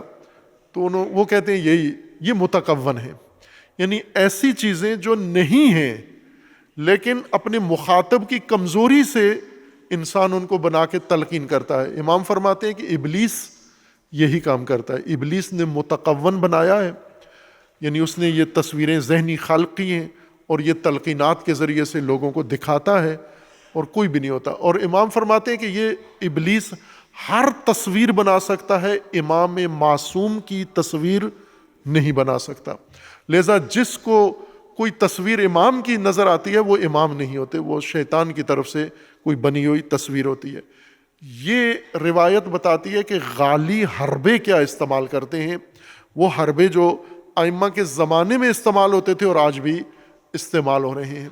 جس طرح ائمہ اطہار نے فرمایا تھا کہ غلو تشیع کو نابود کر دے گا، آج بھی وہی چیلنج ہے پاکستانی تشیع کو، پاکستانی علماء کو، پاکستانی مومنین کو، کہ اگر تشیع کو بچانا ہے، محفوظ رکھنا ہے، تو اسے غلو سے دور رکھنا ہوگا اور غالیوں کو تشیع سے دور رکھنا ہوگا۔ اس صورت میں اللہ تبارک و تعالیٰ نے یہ ہدایت کا دروازہ جو اہل البیت کے ذریعے کھولا ہے، یہ قیامت تک باقی رہے گا۔ ورنہ غالی دیمک ہے، دیمک اندر سے لکڑی کو چاٹ جاتی ہے، کھا جاتی ہے، کتنا بڑا ستون اور عمارت ہو، دیمک اس کو کھا جاتی ہے۔ اس وجہ سے ائمہ نے یہ مقابلہ مبارزہ کیا ہے، اور ہمیں بھی چونکہ ہمارے دور میں بڑا فتنہ ہے یہ، اس وجہ سے شیعہ کو پاکستان میں اس کی طرف شعوری طور پر اور آگاہانہ طور پر سمجھنا ہوگا، اور اس فتنے سے اپنے آپ کو اور اپنی قوم و ملت اور جوانوں کو اور نسلوں کو محفوظ رکھنا ہوگا۔ اللہ تبارک و تعالی ہم سب کو ہر فتنے سے محفوظ فرمائے۔